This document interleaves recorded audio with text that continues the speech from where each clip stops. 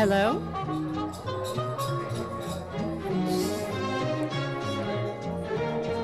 Yeah, I need a quorum. All right, so we have a quorum. There's 4 of us here. Welcome. Thank you all for being here. The meeting starting at 4:05. Here.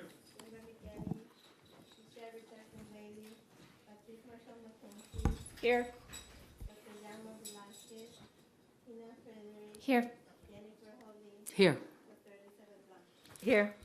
Okay, so I'll do the pledge. No, not right now. Roll call. Student Board Member Theodore Ortega. Got it. Okay, so we're moving on. Yeah, so got it. All right, so to the most exciting part of our meeting. Recognitions. Number 1, the Black History Month Living Museum.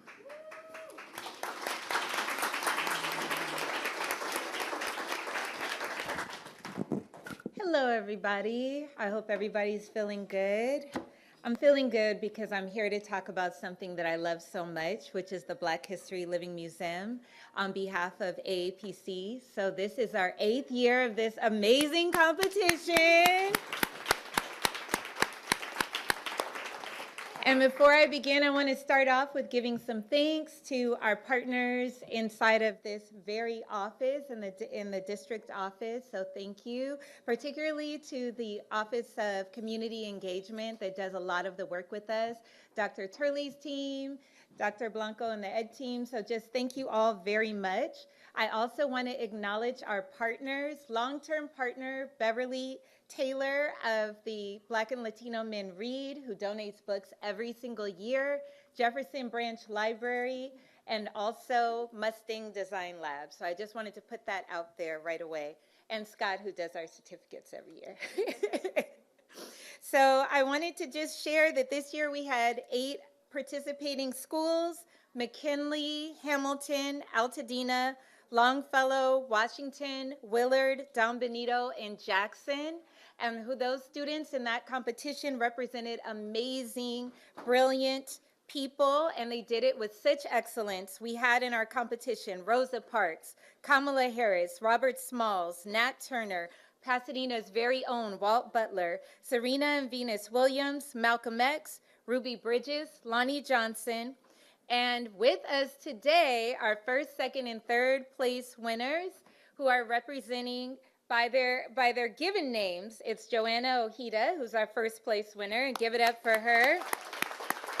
From Longfellow Elementary School, and then Langston Griffin from Jackson Elementary School, and Verity Christian from Altadena Elementary School.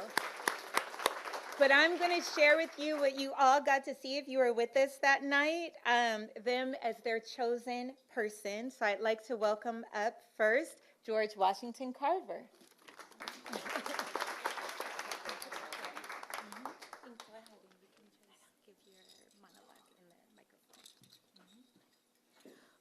Good day. I'm George Washington Carver. Did you know when I was a kid, the only use for the peanut was oil? It wasn't until a man named Marcellus Gilmore Edison made peanut butter. May seem very cool for you, but I made 300 uses for the peanut.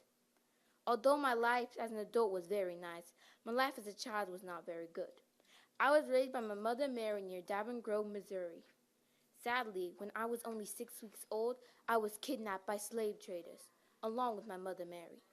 I did come back to Missouri, but my mother was never found again. So I was adopted by Moses and Suzanne Carver, my mother's former slave owners. When I turned 10, I moved to Neos, Missouri with the Watkins family. That was the first time I found my interest in botany. When I turned 16, one of my teachers had noticed my interest and convinced me to transfer to Iowa State Agriculture College. I started low and climbed my way to the top. Thank you very much.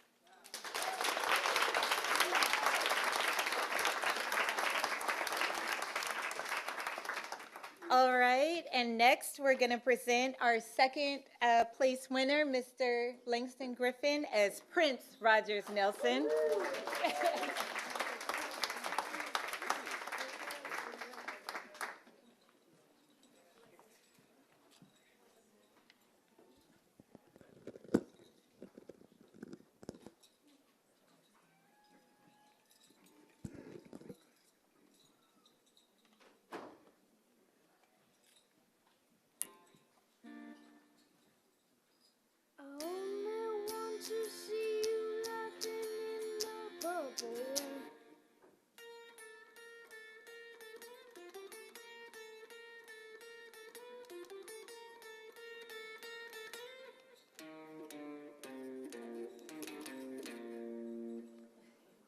Prince. I just played Purple Rain, which is a song, album, and movie that won me 2 Grammys and an Academy Award.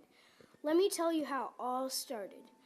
I was born on June 7th, 1958 in Minneapolis, Minnesota to musician parents. As a kid, I was teased a lot, so I turned to music. I built my confidence and support by teaching myself how to play guitar, piano, and drums. I felt like I could do anything and created my own universe through music. At 19, I signed a recording contract with Warner Brothers. Then, I formed my band Prince and the Revolution. After that, I became legendary for the Purple Rain trifecta and opened Paisley Park. In 1995 at the Brit Awards, I wore slave on my face to protest Warner Brothers owning my music and controlling my creative rights. I created this symbol to fight for my freedom as an artist.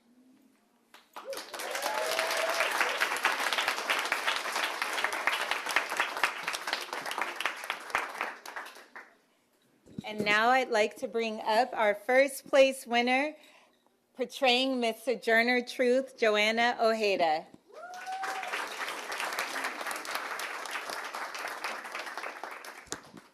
Well, children, I'm here today to tell you of a woman. Some of you may know her, some of you may not, but her name is Sojourner Truth. I am that woman. I was born into slavery in Ulster County, New York, back in 1797. Now, what was my name back in 97? Elizabeth, born free to the people. As a Negro slave, I was bought and sold 4 times, each time crueler than the last. And as I grew, I loved a man who was beat to death for our love. But I later married a man who blessed me with 5 little children. In 1827, I ran away from the slavery and the injustice with my little baby Sophia. I bought my way to an abolitionist family for 20 crisp American dollars. As a free woman, just as any man, I worked. I moved back home, sweet home, and worked for the local minister. Oh, honey, I tell you, the Spirit calling me to speak the truth. Oh, honey, I tell you, the Spirit calling me to change my name to the woman I am, traveler of the truth, Sojourner Truth. I tell you, I gave those speeches better than any man ever could. I did them all, never learning to read or write or have a man hold my hand. I did them only with God on my side and a passion in my heart. In 1851, I was on a lecture tour that had one of them women's conference in them. I told them folks good that the women of this world are as good as any man. Jesus knew I told them good that ain't I a woman. Back with 3 of my daughters, I settled back home and helped those poor Negro men. Which Negro men, you may ask? Those poor Negro men in the Union. I set out troops, I set out supplies, I set out men, and I helped those poor Negro men. Finally, I settled back home for the last time and went home with the Lord on November 26, 1883. And I showed them what this little all-Negro woman could do. And if I may add, my friend Joanna here made this really cute and sewed the skirt by hand. So next time you see her, you could give her a little bit of love. That would make this old woman happy. Thank you.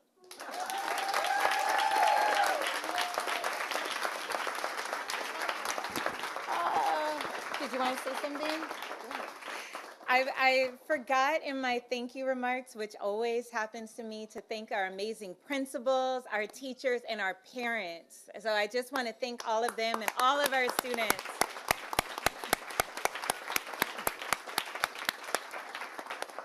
Oh, go ahead. Oh. We just would like to take a picture, but we just want to say we expect that you all are going to be seeing these students in middle school and high school performing for us. We want to say thank you for partnering with us for so many years. We hope that each and every year you continue to support the work that we do, because obviously, as you can see, we have some amazing students in PUSD. Thank you. And it's all student-led, all student-led. Yeah, we can. Go all the way to the front, baby. Yes, Yeah. please. Yes, please.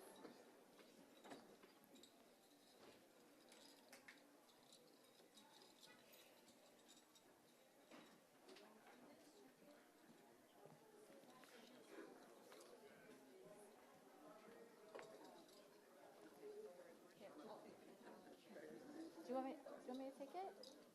Oh, you can take it.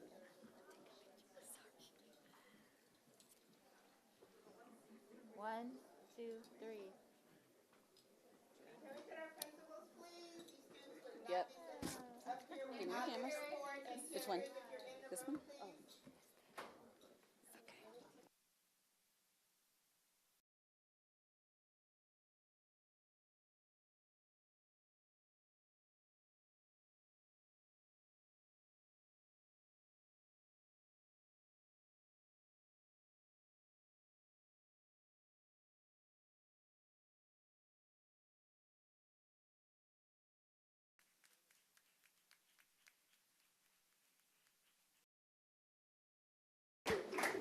So that was just absolutely wonderful. Thank you all so much for coming. Does people want to say something? Would you all, okay, superintendent first? So before you run away, Before don't you leave go. yet. So I can remember when we had the first museum in the hallways here, right? And just want to congratulate you for keeping it up and just making it better and better every year. I'm sure it was really hard to select the students because all of them were excellent and they really pour their heart and soul. And I always think if they can memorize all of this, I can memorize my speeches better.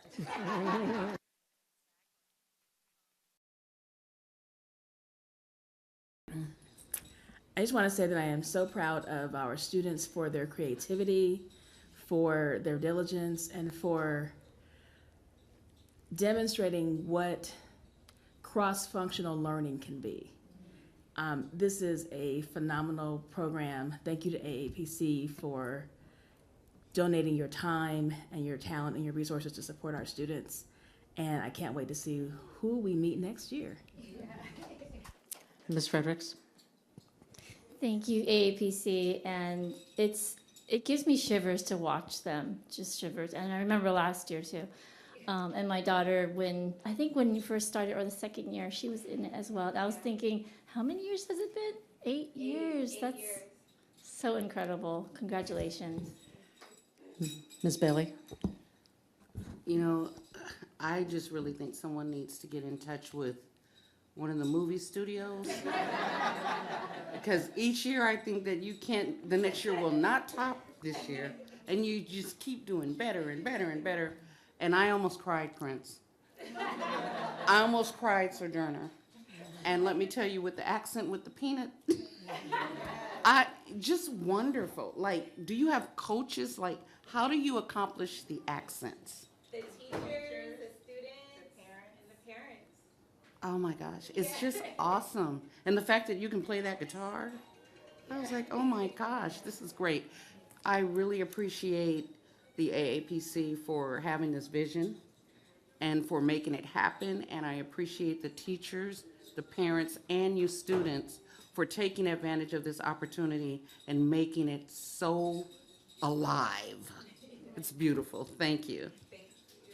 Miss. I'm so sorry, but Ms. Bailey, every year you've supported us with Jackie Robinson Center, and we just want to say thank you for always being our sponsor in the community. Mr. Harden? Well, I am just, it's an emotional event for me, and it's put on with such love. Even though the topics that are covered are such serious topics, the heart and soul that's poured into this event for so many years, I'm just so proud of it. And just to be a small part of it with, with the award certificates has just been such a gift to me. And I know this has been a tough year to put this on with everything that's happened. So I really commend everyone, teachers and staff and volunteers that have come together to really support it this year, because things like this mean everything to healing our community. So thank you so much. It's amazing. I just wanted to say that I've attended these since I've been a trustee, and the Black History Month Living Museum, you teach me something every year, and I love to be a lifelong learner. So when you teach me something, I get really inspired, and I'm inspired by the people that you're embodying so that we can learn. Thank you so much.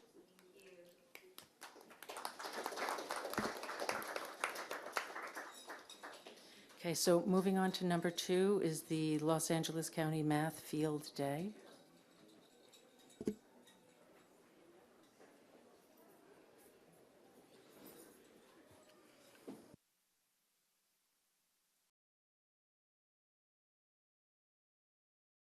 talk. Good evening. I'm here. I'm representing Karen Anderson. She had a conflict, but I wanted to make sure to have the opportunity to recognize our students and their participation in Math Field Day. So I'll be reading what Karen prepared.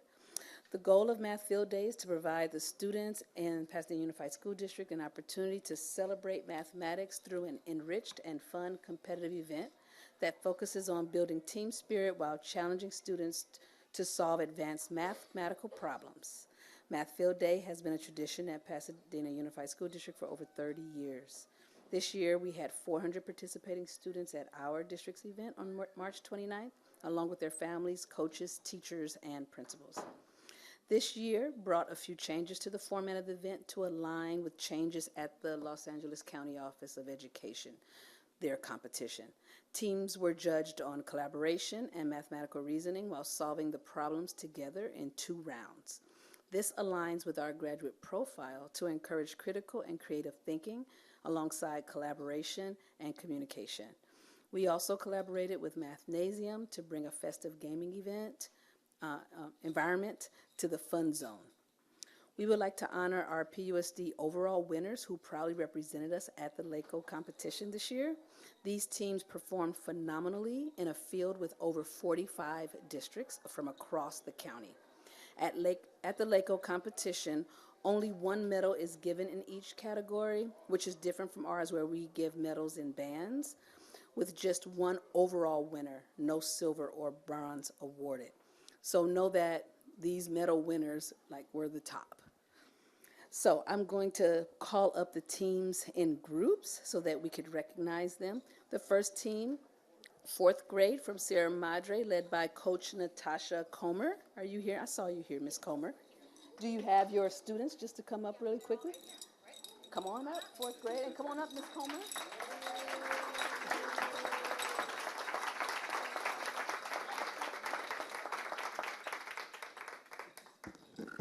Miss Comer is acting shy. That's her right there. But these beautiful students won the silver for PUSD in conceptual understanding at LACO. Congratulations. Let's give them a big round of applause. Give this to Miss Comer for your certificate. Okay, you may have a seat. The next team come up, led by Coach Chris Swan. Are you here, Coach Swan? But students are probably here, 5th grade from Don Benito. All that team, please come up if you're here tonight. 5th grade, Don Benito? Well, let's give them a round of applause anyway.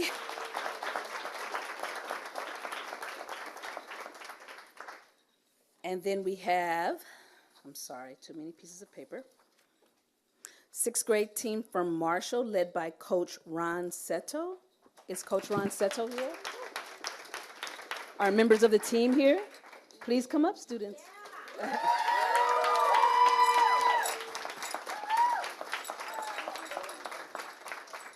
This team won bronze medal for PUSD in sense making at LACO. Congratulations. Round of applause.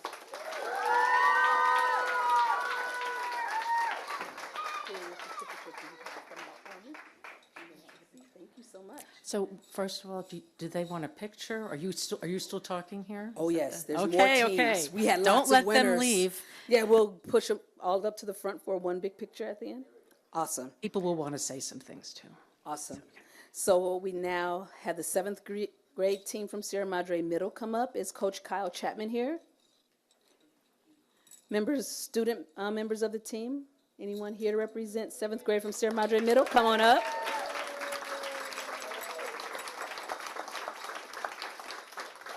This team won silver medal for PUSD in sense making at LACO. So congratulations.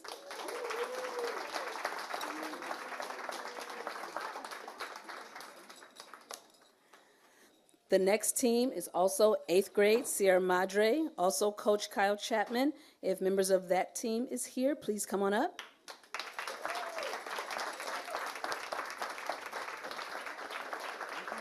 This team also won silver medal for PUSD in conceptual understanding at LACO. Congratulations.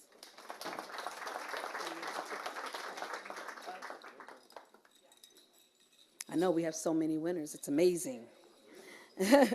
Our high school teams represented PUSD this year again after adding them back into the LACO competition last year for the first time in years. So if ninth grade Pasadena High School is here and Coach Dylan Ruppel, anyone here from that team? Ruppel, I'm sorry. Dylan Ruppel? Okay, they're not present, but that team took home silver in conceptual understanding and sense making for the district. Anyone here from Pasadena High School 10th grade? That team took home gold in conceptual understanding for PUSD in the competition. And last team, 11th grade from Pasadena High School. There was a big event at Pasadena High School today. They're probably home tired. But this team capped off an incredible day by bringing home the gold in conceptual understanding and the gold in sense making, as well as the overall trophy for Pasadena Unified. So congratulations to all of our mathletes, and we look forward to the 2026 competition. But at this time, if we can have all those award winners come up and stand in front of the board for a picture. So hold on one sec. We've Oh, got some comments comments first. here. Sorry, I keep The rushing you board guys. needs to, Ms. Bailey. I just have a quick question. Congratulations to all of the winners. That's a great job. I remember putting your medals on you when you were here at the initial math field day. So those of you who moved on to LACO and were able to win, that's great. I'm impressed. But at LACO, how many districts or schools were involved in that competition? 45 districts. Okay. Wow. All right, Pasadena. Amazing. Great job. Anybody else have a comment? Anybody else? Oh, Mr. Harden. Wow, what an incredible achievement. You can hear it in the room with all the clinking of the medals Yeah. around the children's necks. But I want to say congratulations to you all, and great math achievement comes out of great teaching. So I definitely want to thank everybody that's had run a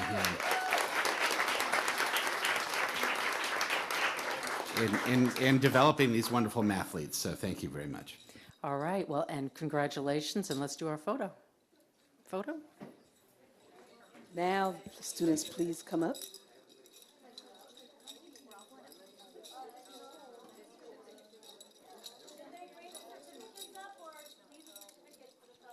For sure, they can bring it up if they would like.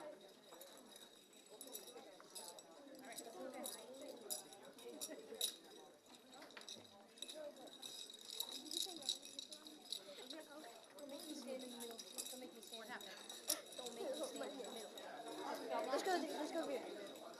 We're probably going to be in the back.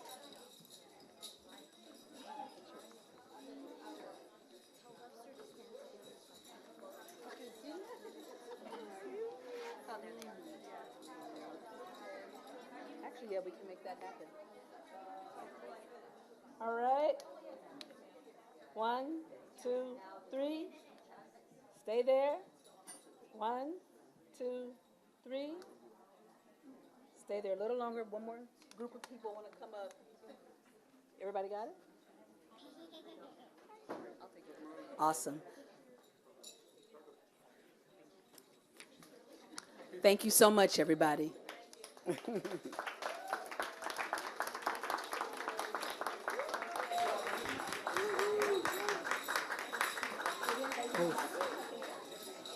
He's here?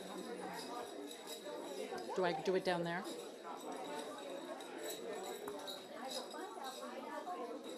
Fatima, do you have it? Do you have the oath? Oh, it's in here. Oh, thank you, I'm so sorry. I see it, I see it. The oath. Only, Lucas is not here. Okay, we're going to move on to our oath of office for our newest student board member, Mr. Theodore Ortega. Is Mr. Ortega here? There he is. All right, I'm coming down there.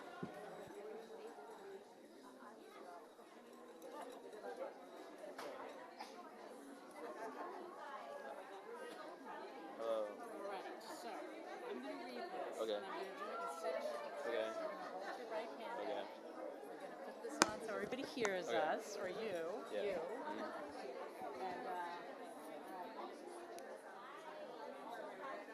Everybody ready? Madam President is getting ready to administer the oath of office to our newest student board member. Thank you so much for allowing us to proceed. Thank you so much. This is an exciting part of our day. All right. So I'm going to say in a few sentences. Okay. I, Theodore Ortega, I, Theodore Ortega, do solemnly swear or affirm that I will support and defend the Constitution of the United States do solemnly swear to or affirm that I will defend the Constitution of the United States.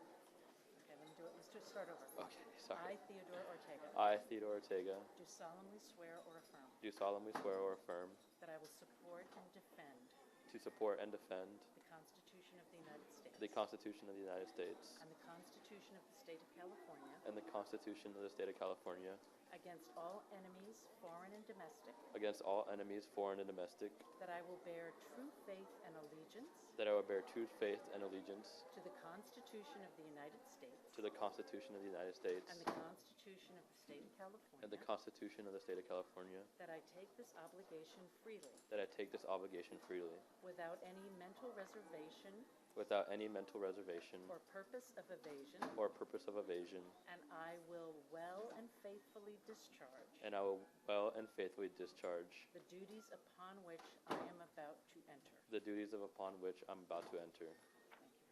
Thank you. Congratulations. I go up there now? Okay.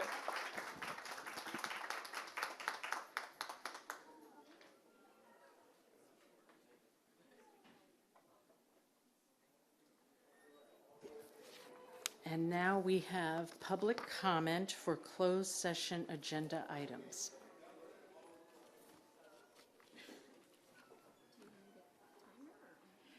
Fatima will do that. Erica Elliott, followed by Bethel Lira, followed by Barbara Ishida, followed by Corinne Parker.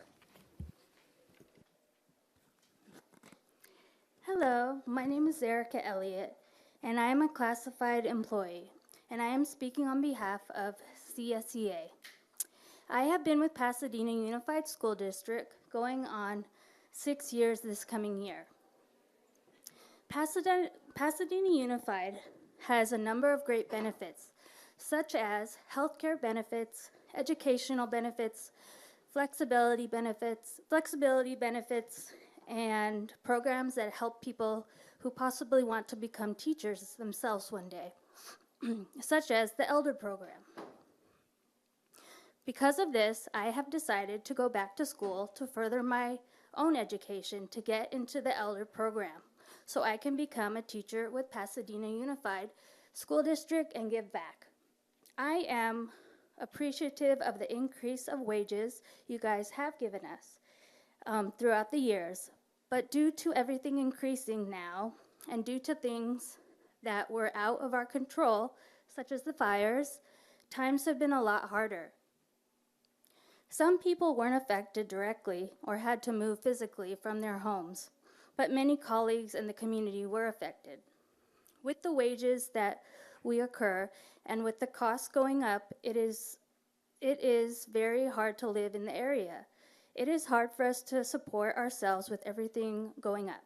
I can't imagine how the people that have lost their homes and are more affected because of the fires and such are dealing with the increases of rates and food and housing, etc. I want to stay at Pasadena Unified School District a very long time, and I am investing a lot of my time and going above and beyond, and I want to stay with the company until I retire. I am hoping you can invest in us classified as much as we are invested in staying with PUSD and working as hard as we do for you guys. Remember, we want to be here, we want to stay here, and we want to be here a very long time. But in order to be realistic, it's very difficult with low wages when things are increasing that are out of our control. We ask you to keep in mind with an open heart with us and think about your loved ones if they may be struggling, and if you could help them, what might that look like for you? Sorry, I lost my place. Okay. Sorry. Okay. Okay. And what might that look like for you? Maybe by just increasing our wages just a little. Every little bit helps. We are also trying to provide the best of the. That's your time, but thank you so much. Okay, thank you.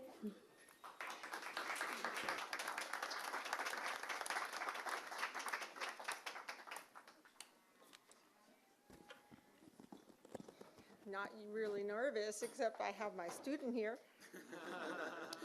Congratulations to you. All right, good evening, school board members, Dr. Blanco and Theo. My name is Bethel Lira. I'm UTP bargaining chairperson speaking on negotiations.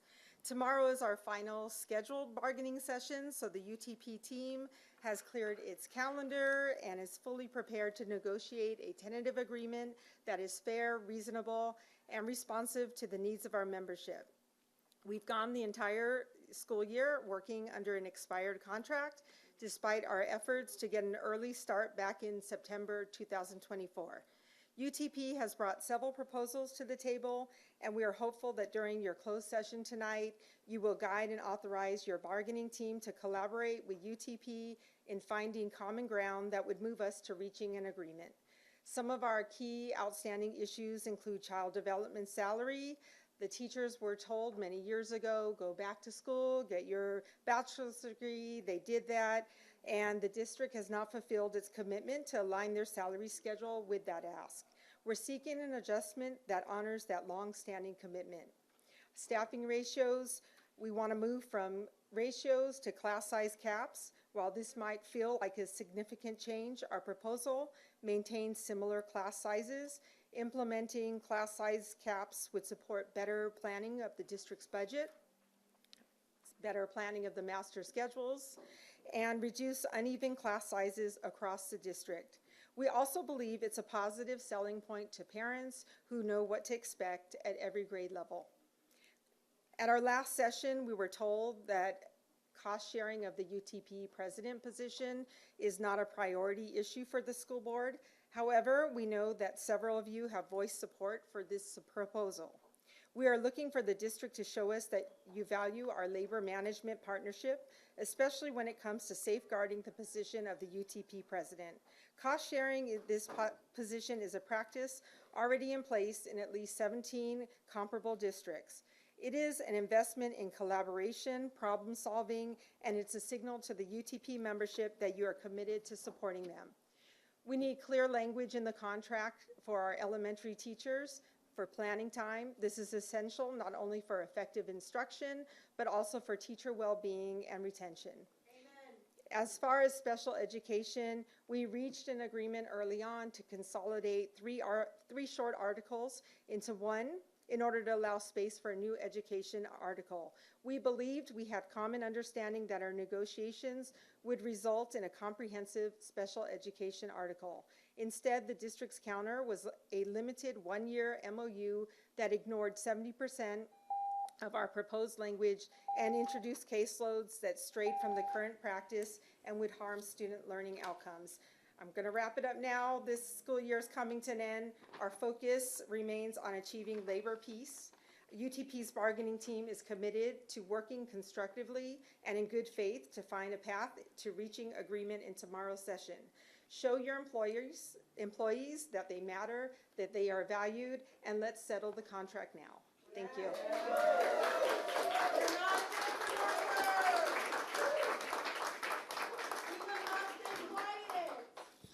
Barbara Ishida and Corinne Parker. Hi, my name is Barbara Ishida, and I teach second grade at Norma Coombs Elementary. I'm here to ask that you rescind all the teachers that have been laid off. While some have gotten their jobs back, it is hard to be happy because we are a team, and if one is left behind, it isn't right. The mismanagement of the budget shouldn't put pressure on the classroom teachers. We are the front line. Blankets are not a solution. Neither is cake. Please negotiate fairly and transparently and with foresight. Thank you.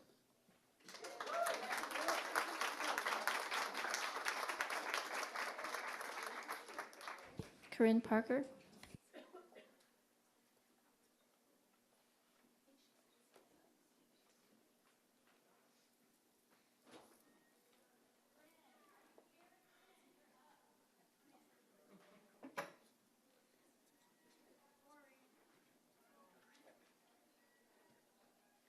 Okay, that's all for public comment.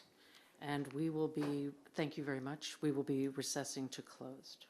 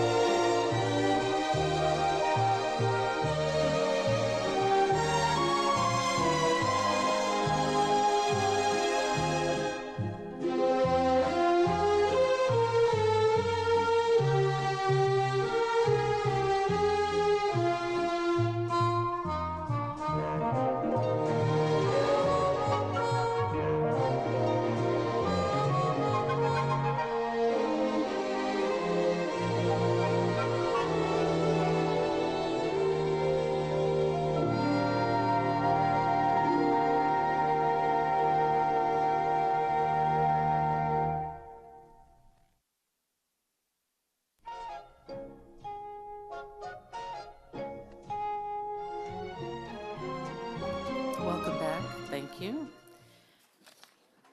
This is the readout of closed session. Concerning item E1, case number 956562, by a vote of 6-0, the board took action to approve of the settlement of special education litigation in accordance with the terms of a written agreement. Concerning item E2, case number 972455, by a vote of 6-0, the board took action to approve of the settlement of special education litigation in accordance with the terms of a written agreement. Concerning item E3, case number 202-501-0596, by a vote of 6-0, the board took action to approve of the settlement of special education litigation in accordance with the terms of a written agreement. Concerning item E4, case number 202-501-0979, by a vote of 6-0, the board took action to approve of the settlement of special education litigation in accordance with the terms of a written agreement. Concerning item E5, case number 202-502-0350, by a vote of 6-0, the board took action to approve of the settlement of special education litigation in accordance with the terms of a written agreement.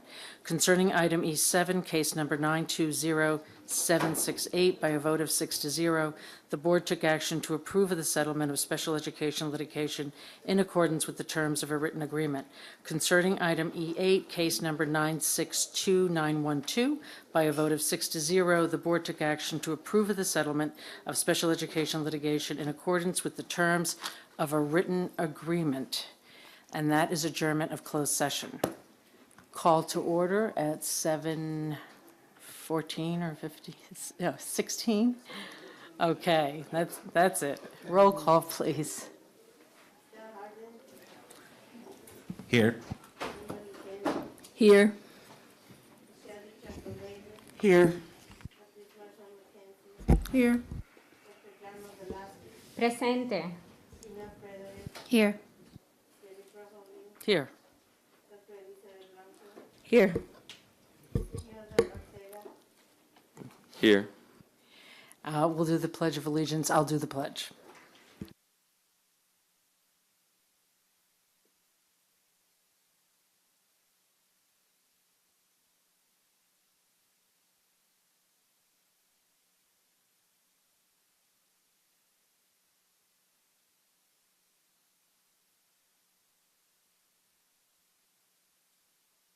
Public comments?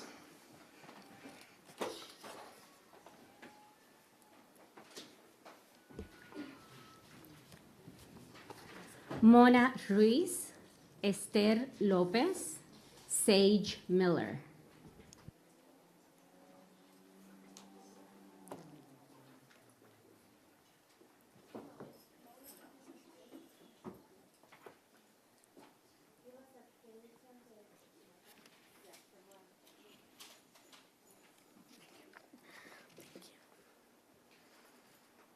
Hi, my name is Mona Ruiz, and I am a sixth grader as well as ASB sixth grade president at Elliott Arts.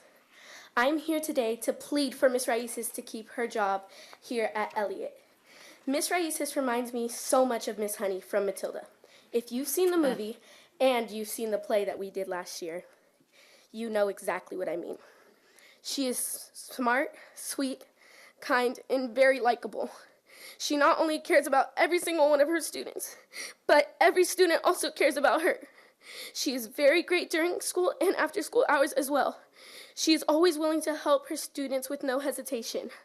I heard that there are a lot of teachers retiring from schools, which means that she might have a possibility of going to another school and staying in the district. However, that is not what we want. Miss Raices loves working and teaching at Elliott Arts, and she would love to stay here. This year has been hard enough for everyone in PUSD, and especially hard for the students and teachers at Elliott. Most students at Elliott lost their homes on January 7th, including me and my family. Then we found out that our school burned, and we had to relocate out of Pasadena to McKinley. And now you guys are trying to lay off one of the best teachers at Elliott. Please do the right thing and let her stay at Elliott. Miss Raices has a special way of teaching. She literally draws and captivates our attention every single day in her class. She makes each and every student want to get their work done. Not just because they want to get their work done so they have a better grade, but because Miss Raices teaches it in such an amazing way that The students are so excited to learn and want to get it done. If we lose Miss Raices at Elliott, it will be another devastating and heartbreak to add to this very traumatic year 2025. It will be super sad to know that the new incoming sixth graders will not be able to experience the most amazing and caring teacher that she truly is. Please reconsider and keep Miss Raices at Elliott Arts Magnet. Thank you.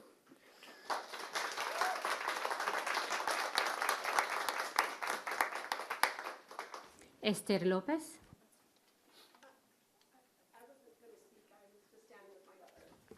Sage Miller. Hello, I have come here to talk about the situation with Miss Raices. In 4th grade, I thought I should probably move to a different school district, and PUSD is what I chose. My dad worked here, and I really enjoyed the community. All the events and what happened is I love it here. And the community and space that Miss Raices has made for all of us is the exact, space that I was looking forward to when I decided to go to PUSD. And you've seen firsthand with Miss Leaf how amazing a teacher can be, no matter their seniority. I mean, wow, Shrek was wow. Anyways, Miss Raices teaches in a way that no other teacher has done. She sits down with you and teaches you exactly how you need it. You don't understand, well, why did the Romans do that? Why did the Greeks do that?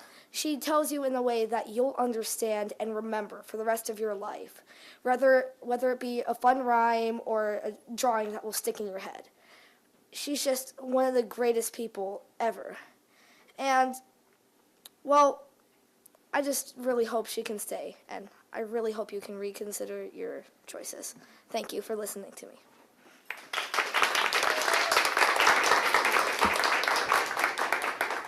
Evangeline Slemons. Hello, my name is Evangeline. We need Miss Raices because she's such a great English teacher. She has taught me so much over the past school year, like how to write a good essay, and my favorite was learning how to write poems. I'm in 6th grade, and on my first day at Elliott, I walked into her room, and it was so lovely, and it was pink. When we all started our class, I was like, I'm going to love this, and I was absolutely right. After the fires, she was so encouraging, and she just helped us learn, even though the tragedy has happened. After losing homes in Altadena and our school, we can't stand to lose our teacher, especially what we have been through. I love Miss Raices, and I hope you'll let us keep our wonderful teacher. Thank you. Leah Slemons.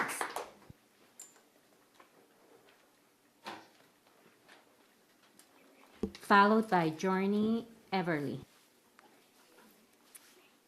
Good evening, board members. I'm here today to advocate for the retention of Ms. Raices as an English teacher at Elliott Arts Magnet. And I believe it is critical for these two specific reasons. Firstly, in the wake of the tragic fires that have deeply impacted our community, the emotional and mental well-being of our students is paramount. Ms. Raices has been an invaluable source of support for many during this difficult time. Her classroom is a safe and nurturing space where students feel safe, heard, and understood. Losing her would be a further disruption to their healing process. Secondly, Ms. Raices is an exceptional educator, as you've already heard. She has a truly fantastic way of teaching English, and that it deeply resonates with her students. She makes the subject matter engaging, accessible, and fosters a genuine love of learning. Beyond her impressive teaching skills, Ms. Raices genuinely cares about each of her students as a whole person, not just their grades in her class. And oh, by the way, she has earned a master's in learner experience design and educational technology last year so that she could better teach her students. This holistic approach to teaching is vital in shaping well-rounded and successful individuals. For the emotional support of our students and for the continued excellence of our English program at Elliott, I urge you, PUSD, to ensure that Ms. Raices remains an integral part of the Elliott Arts program. Thank you so much for your time and consideration.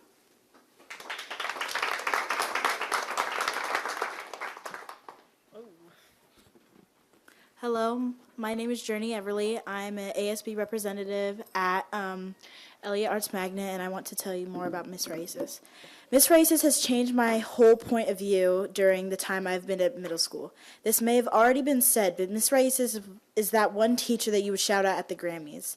I remember one time LeVar Burton had a pop-up at the Altadena Library, and seeing my favorite teacher just even made my day.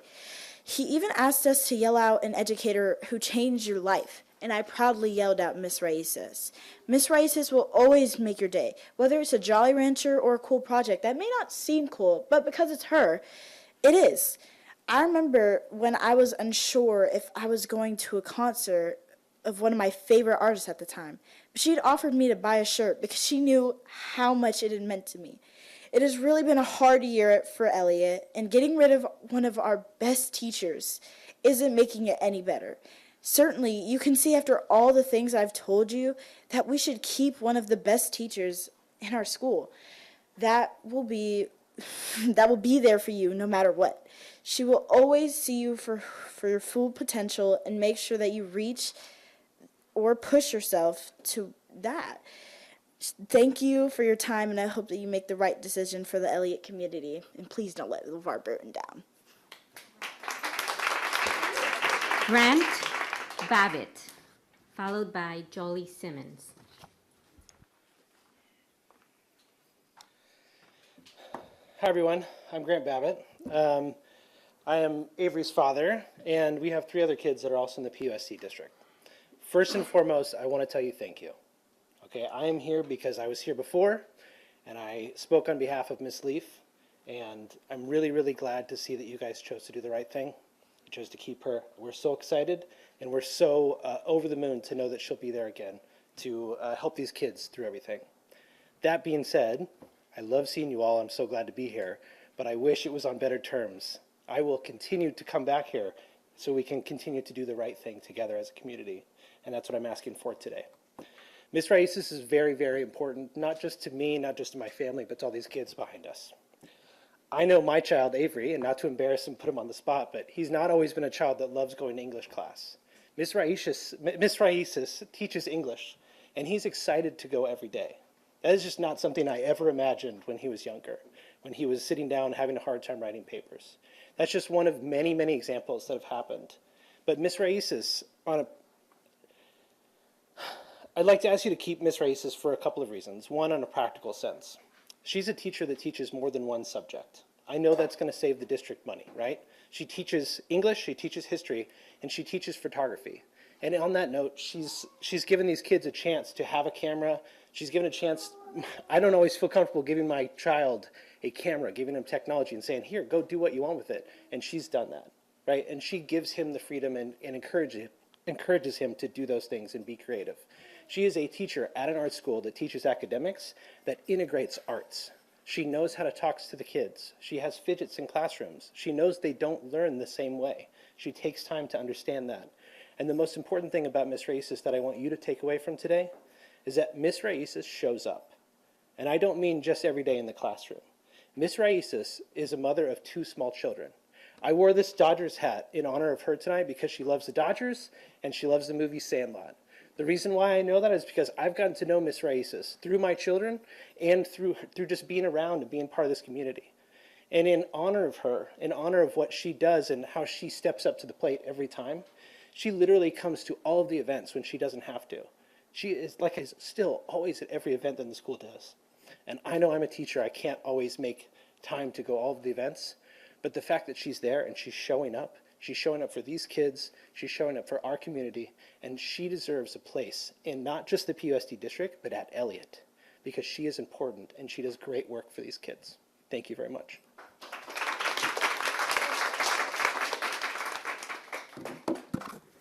Hello, my name is Jolie Simmons. I'm a 7th grader at Elliott Arts Magnet, and I am also the ASB secretary. On my first day of 6th grade last year, my first period teacher was Miss Raíces. The first thing she did when I walked in was say hello and hug me. That just told me that I had a good year and future with Miss Raíces. Every single day when I see Miss Raíces, I always say, hi, bestie.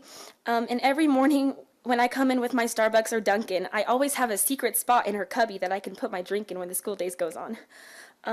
She is more than a teacher and more like my best friend and second mother.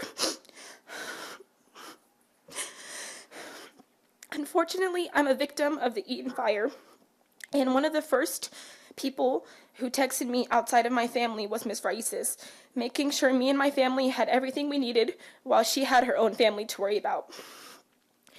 I can never imagine Elliot without her.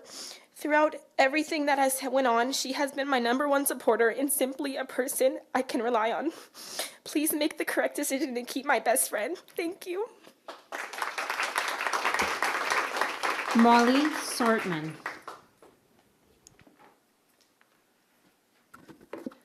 Hi, my name is Molly Zortman, and I'm in the 7th grade at Elliott Arts Magnet. Miss Isis still plays a big part in my life. On the first day of 6th grade, I was so nervous and didn't know if I was going to make any friends, and all I wanted to do was go home. But the second I walked through the doors of C225, I felt at home again, and I felt like this was going to be my second home. Tonight, I want to ask you to keep Miss Raices, one of many students' favorite teachers.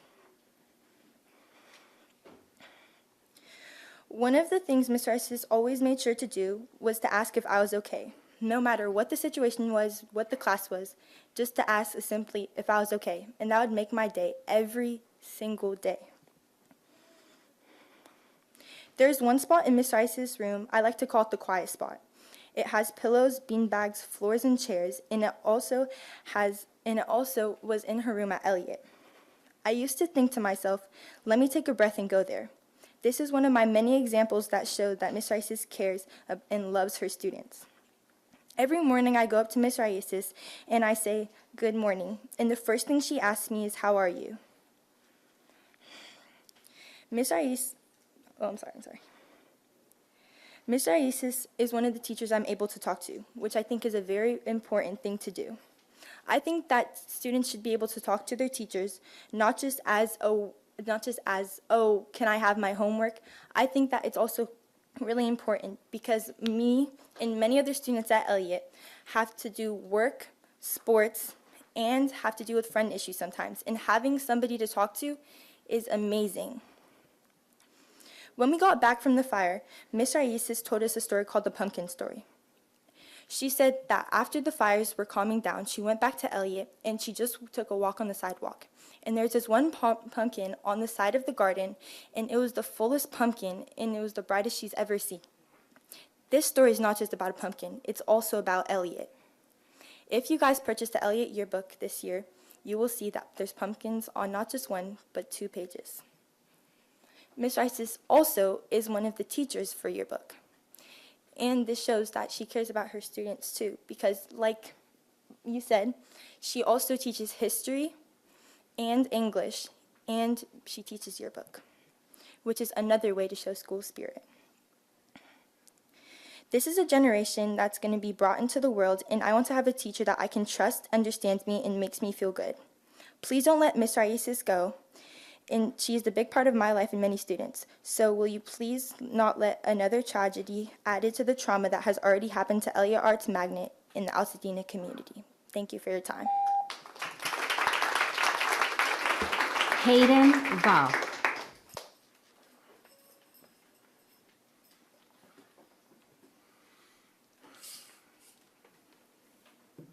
Hi, my name is Hayden Vaughn, and I am a 6th grader at Elliott Arts Magnet, and I am here to plead for Miss Raices to keep her job here at Elliott.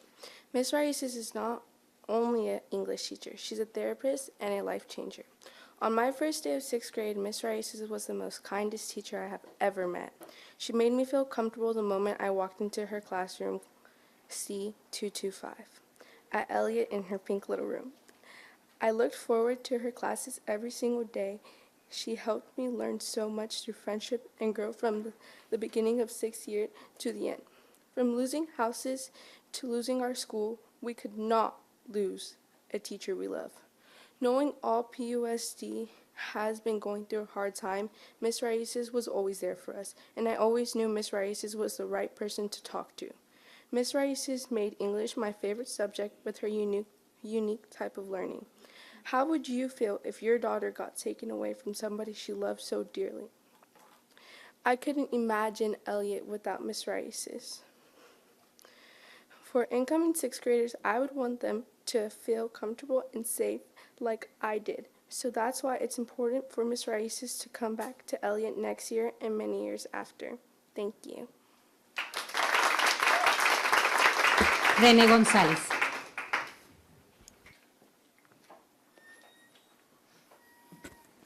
Good evening, Superintendent Blanco, President of the Board, Jennifer Holly, ELT. So I want to make something clear. I'm a very hard critic of this district, but I have never made this clarification. I see the district as a pie, and I can break it into academics, which I take my hat for, and then I could not take my hat for the business office. Now, this is the problem, because you're here to serve the children. The children are not worth fighting for. The children are worth dying for. The children have spoken tonight, and the organizational chart, they're at the top. You are here to serve the children, not scumbags, contractors, consultants, okay? And the decisions you make affect them. Now, they have spoken tonight, all right? And there's a scumbag sitting on CIS named Scott Phelps who has outspoken in live public meetings and offended teachers and disregarded the communities, and he has a job.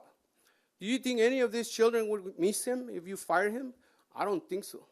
We have many things in the administration, people that are supposed to do the right thing. You close the ombudsman. I brought you several cases, and in the end, after a long investigation, I was told, maybe we need to retrain our staff. Well, you know what? No, that's not acceptable. You need to do your job and make sure that you have the money so that you don't fire teachers that are an emotional support for these children. That is wrong. So we need to reform. And I take my hat again for the president for putting this item M on the agenda for an investigation of whatever that is, because that's what we need. We need accountability. There's no ombudsman office no more.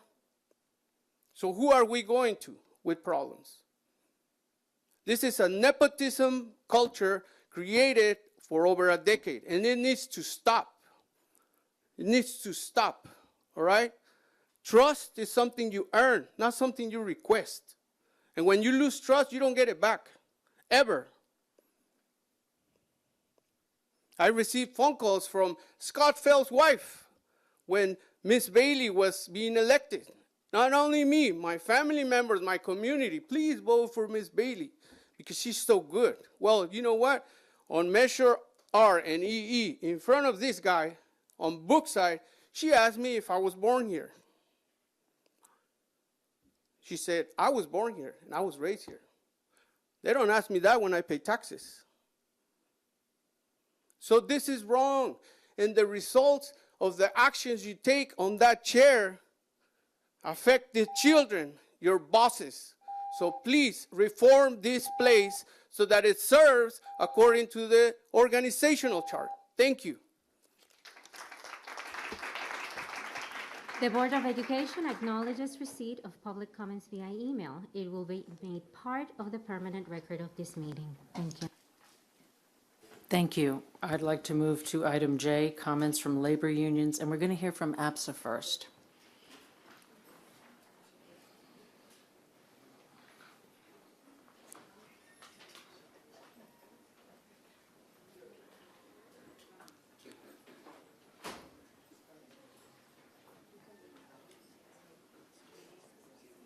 Where's it? Is APSA coming up?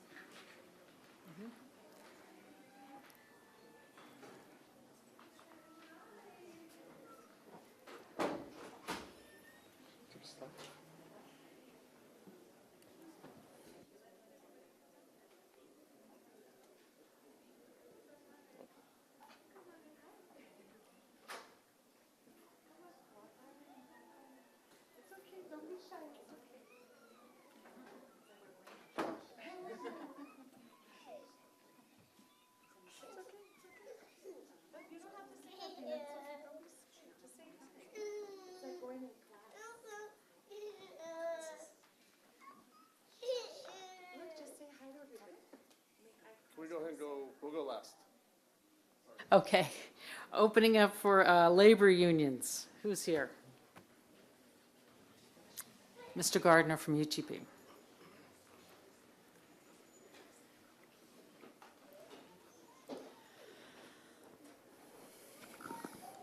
Good evening, Superintendent, members of the board. I offer our kind of closing of the year UTP labor and partner comments. You already heard from our team about some bargaining matters, so I was going to focus on kind of an end of the year review. So the 874 PUSD educators that we represent this year, we taught over 20 million instructional minutes. We provided thousands of hours of counseling. Our nurses provided life-saving medical and clinical support. We refined, evaluated, and improved speech skills, speech language pathologists. Our special educators wrote, monitored, and adjusted thousands of individualized education plans. Some victories: we supported and helped get Measure EE and R passed. We sent new educators this year to the CTA New Teacher Orientation Conference, which is something we hope to be able to do a lot more of in the future. And we supported our UTP members whose homes were burned. Students and schools won awards, honors, recognition. It was great to see one of the students that I taught as a freshman win the Regeneron $250,000 scholarship that was pretty amazing. But this is just one among many of the ways that we impact the students that we serve. On the other side, we still have some unresolved contract violations. The vacancy list has not been published in the way that we understand it to all members. HR has deprived a member of PD time and forced them to work longer hours with no compensation. HR has involuntarily transferred a more senior teacher over a teacher with less seniority. When admin are cut, there's always yet another admin position. When teachers are cut, they are left on their own. You have laid off teachers who lost their homes, their schools, and now their communities, and yet there always seem to be an admin role created for admin cut from school sites. I want to urge you to have the courage over the next month to work on and fully fund our classrooms and schools. PUSD must embrace all of its classrooms and its students and lean into fully funding our PUSD classrooms and schools. UTP must be treated as a true labor partner, partnering fully. Our best solutions are through collaboration. For those of you interested, you can sign our petition using the QR code to fully fund the schools and classrooms in Pasadena. Thank you for your time.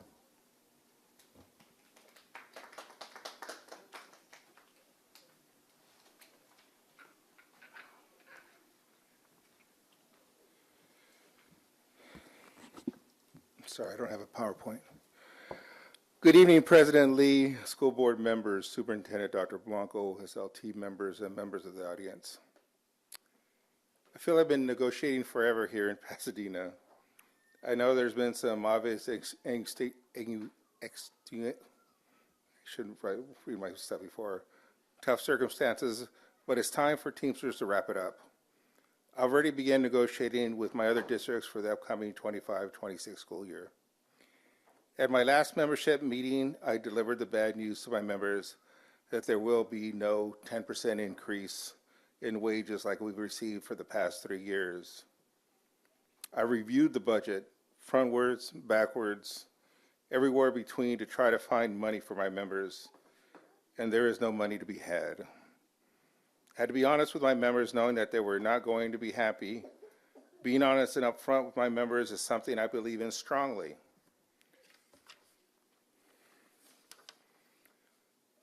They have maintained no out-of-pocket costs for their health care, and we only had 2 layoffs.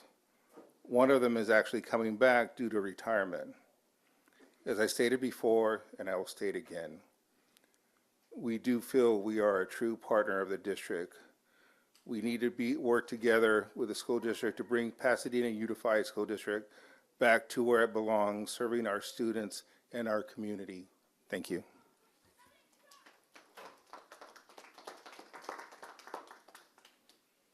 Anybody else? CSEA?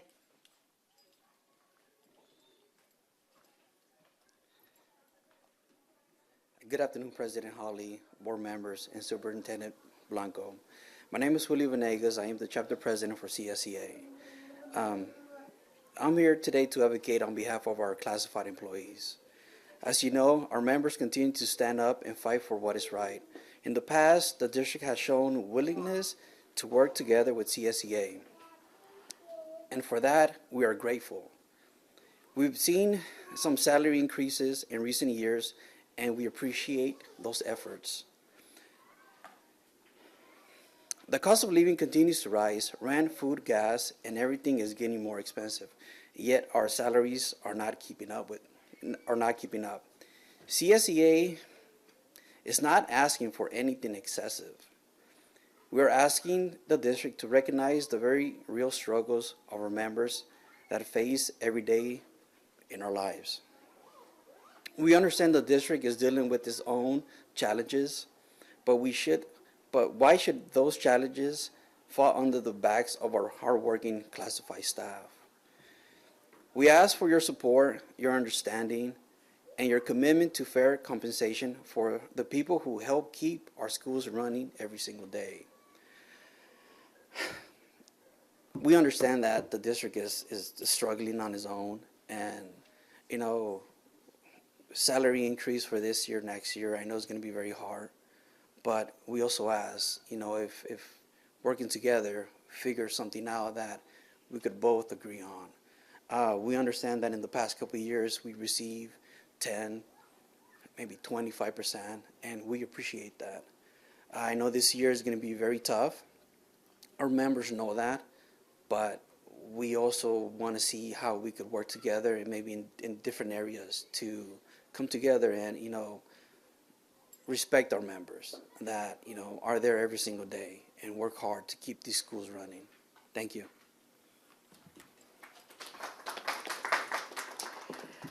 Good evening, board members, Dr. Blanco, Jennifer Hawley. Thank you for hearing I want to speak on the California Education Code that designates the third full week of May as Classified School Employees Week. This week is a time to recognize and celebrate the contributions of classified employees to the education community. The observance of Classified School Employees Week is required for all school districts and community college districts, regardless of whether they are or whether they have adopted a merit system. The observance must be integrated into the regular school or community college program. And I just wanted to state some key points, but that it takes place the third full week of May.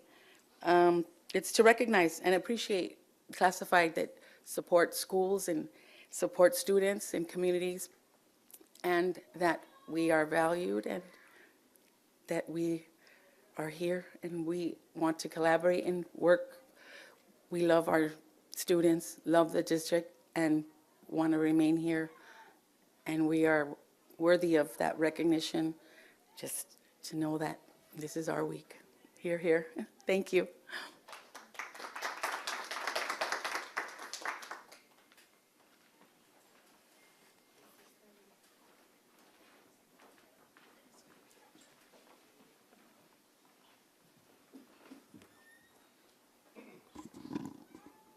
Good evening, Board President Hawley, board members, Dr. Blanco, Cabinet. I apologize for that earlier. We wanted to show something tonight, but it would help if we sent that to the right person, so sorry about that.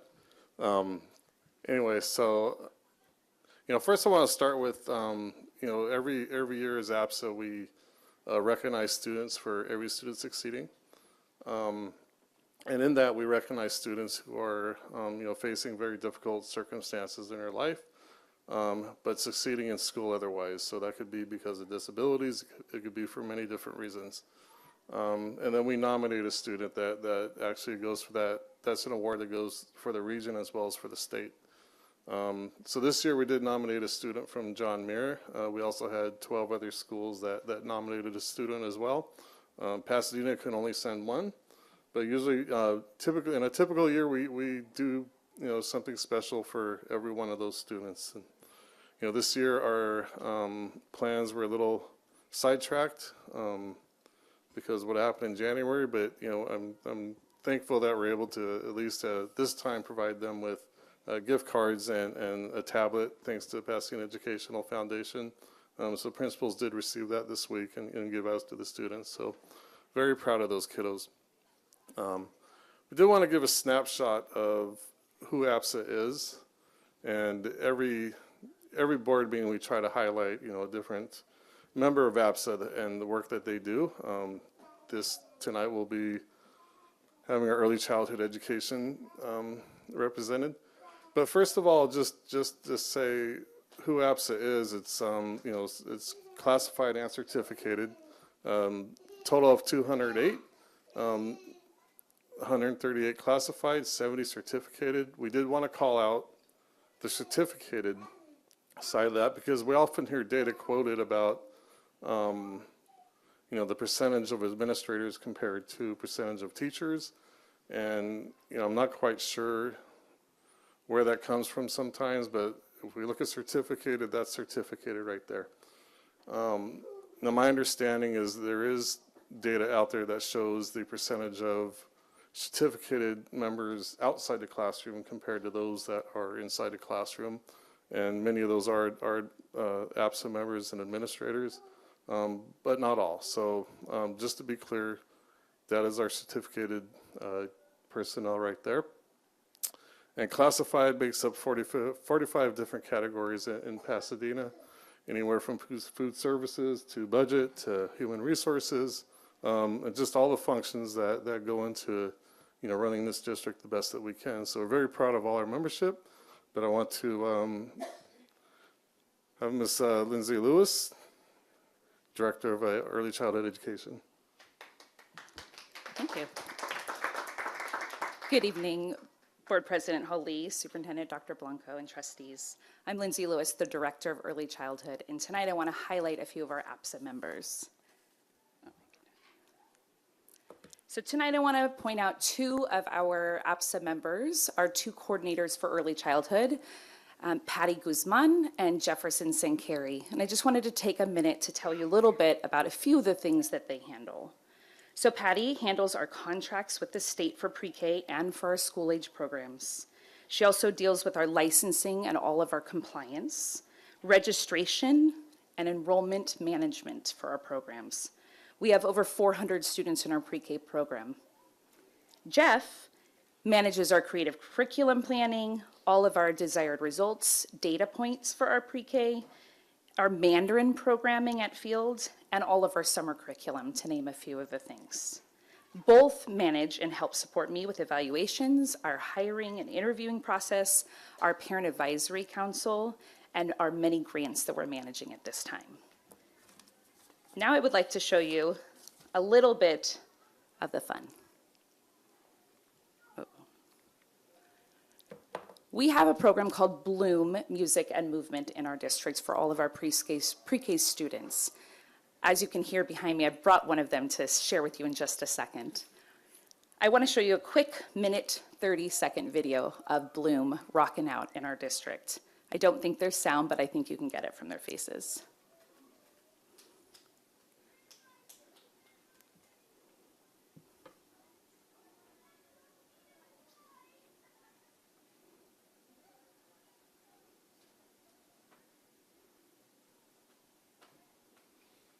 Maybe.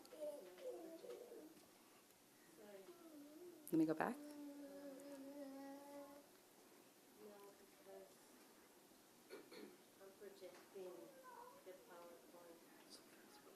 It's okay. I'll move forward. You can see it another time. But it shows all of our preschool students highlighted in music and movement that we provide for them once a week for 30 minutes. And now I'd like to end with a highlight of this cutie behind me. I'd like to introduce Zoila Torres, one of our preschool parents, and her two youngest students. Naomi is in our preschool program currently. She'll come on up.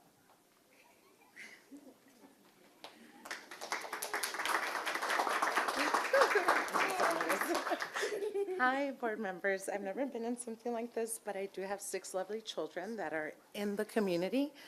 They're currently 16 to 4 years old, and they've all been through the program. It's a very unique program that caters to, you know, people like myself that work in the community, and thankfully we have the option to not only put them in a program that educates them to be to par with the PUSD system, but also teaches them.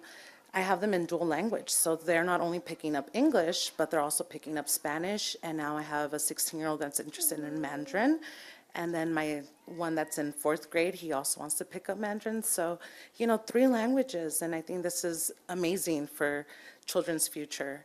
So, yeah, this is Naomi, and she's also only English fluent because Dad was raising her as I was working, but now she's picked up Spanish so lovely. We were all very nervous, but as you can see, they're excited to be here. You ready? You ready? All right, let's see if she'll do it. Naomi, what's your favorite part of pre-K? A, B, C, D, E, F, G, I, J, K, L, M, N, O, P, Q, R, S, T, U, V, W, X, Y, and Z. That was no everything that I want. Yay, good job. Thank you. Thank you. So I think that's all for labor unions right now. We're going to have a public hearing will be conducted to allow for public input regarding the 2025-2026 Special Education Plan, Budget and Service Plan for the Pasadena Unified School District, SELPA. The governing board of the Pasadena Unified School District is now opening the public hearing for public input regarding the 2025-2026 Special Education Plan, Budget and Service Plan for the Pasadena Unified School District. Anyone wishing to comment either verbally or in writing may do so at this time. Do we have anybody? It doesn't look like it. So hearing none, the public hearing for input regarding the 2025-2026 Special Education Plan, Budget and Service Plan for the Pasadena Unified School District, SELPA, is now closed. Student Board Member report. Mr. Ortega? Yes. Okay.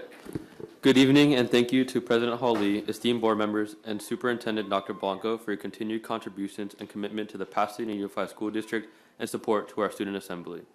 My name is Theodore Ortega, and I'm the 11th grade representative from Thurgood Marshall. This is my first board meeting as I am proud product of the Student Assembly special elections that were held in April 2025. Despite joining in the middle of the year, everybody involved has welcomed me with open arms, so I wanted to say thank you for giving me this opportunity. This time of year for many students, not only in the district, but in the nation, is a very stressful period, as it's AP exam season. After completing a rigorous college-level course, if opted in, high school students will take a 2 to 3 hour exam that can be used later on for college credit. I myself took 5 exams, along with many of my peers who did the same. As such, Student Assembly and Student Think Tank took a quick break from our regular online meetings. As you know, this week there have been some events at some of the high school campuses called The Assembly, which was a concert for all PUSD high school students to gain happy memories after the recent tragedy.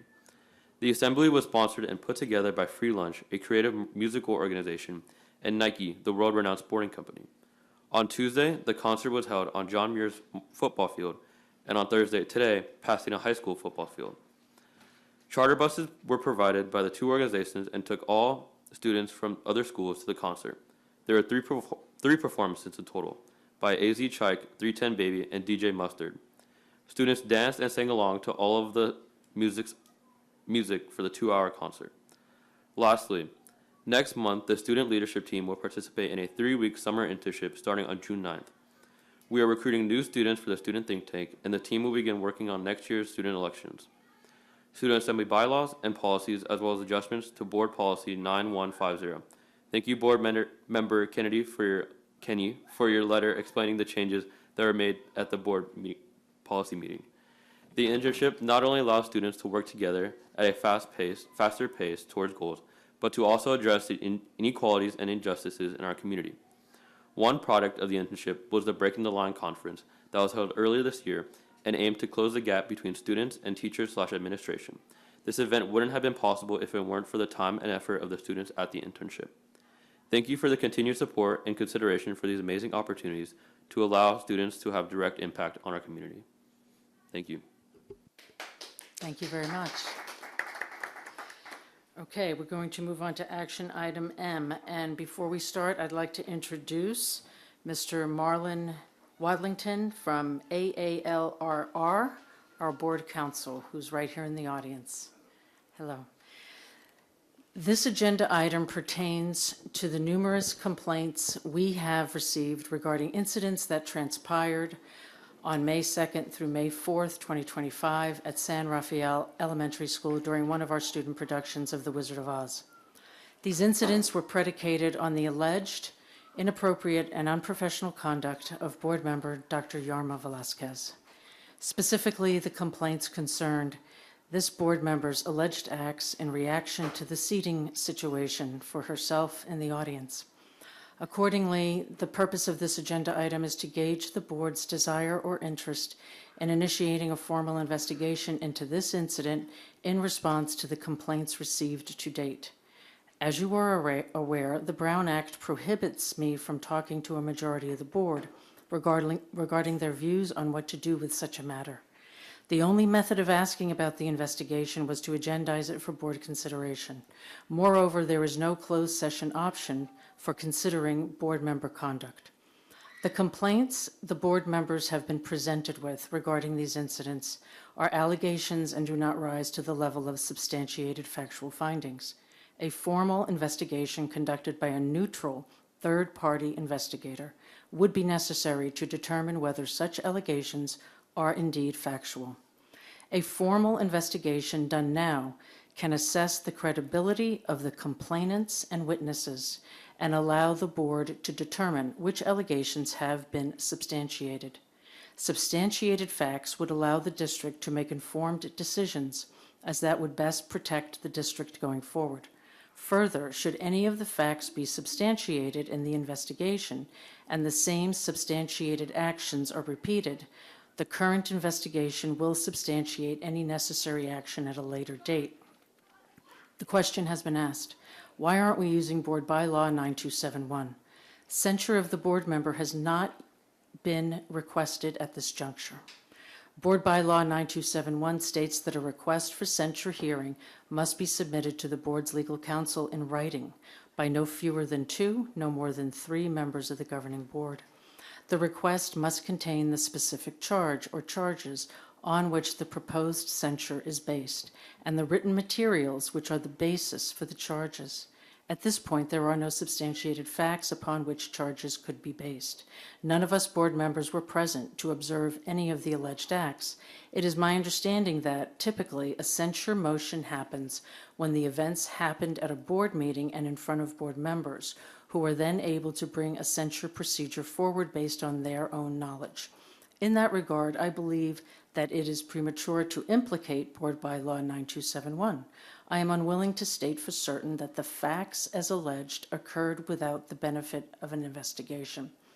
To move forward in this matter, the board should decide whether to initiate a formal investigation to gather concrete facts or to vote against an investigation.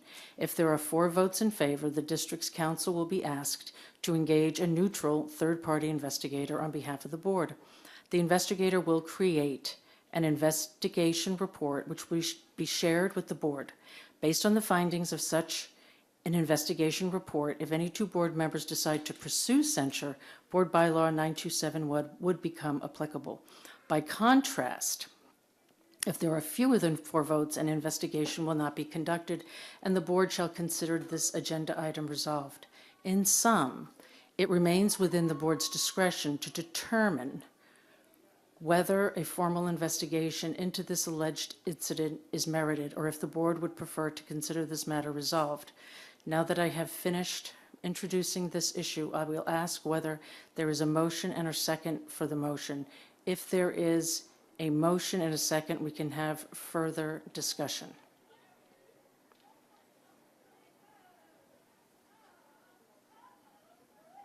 Motion and a second? Point of information. If there's not a motion in a second, what happens? Then it would die. A motion and a second, we can have further discussion.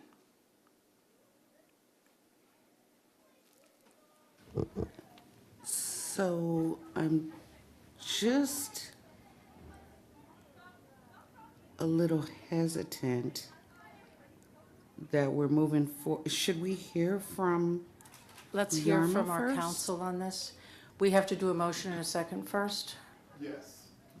If you want to move on with ultimate discussion and a vote as to whether or not you're going to have an investigation, you need a motion in a second. So there's, I'll move approval. I'll second. So now we can have comments. I would like to hear from Yarma, but if you don't want to speak, I understand.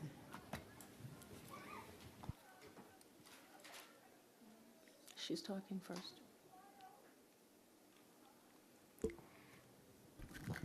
Earlier this month, I attended an event as a parent. I apologize for my behavior.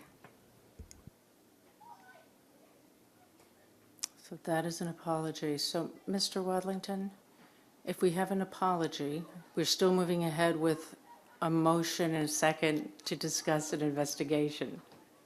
Correct. So we have an apology.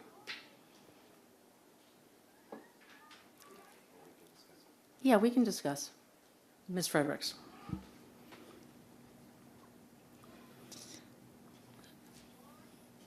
Well, we've received many complaints, and I'm not comfortable making a judgment. But, you know, I do want to acknowledge the complaint, and I appreciate people, you know, letting us know how we can be better board members. And I do want to acknowledge Board President Hawley in trying to manage this difficult situation and trying to follow what is, you know, legally advisable.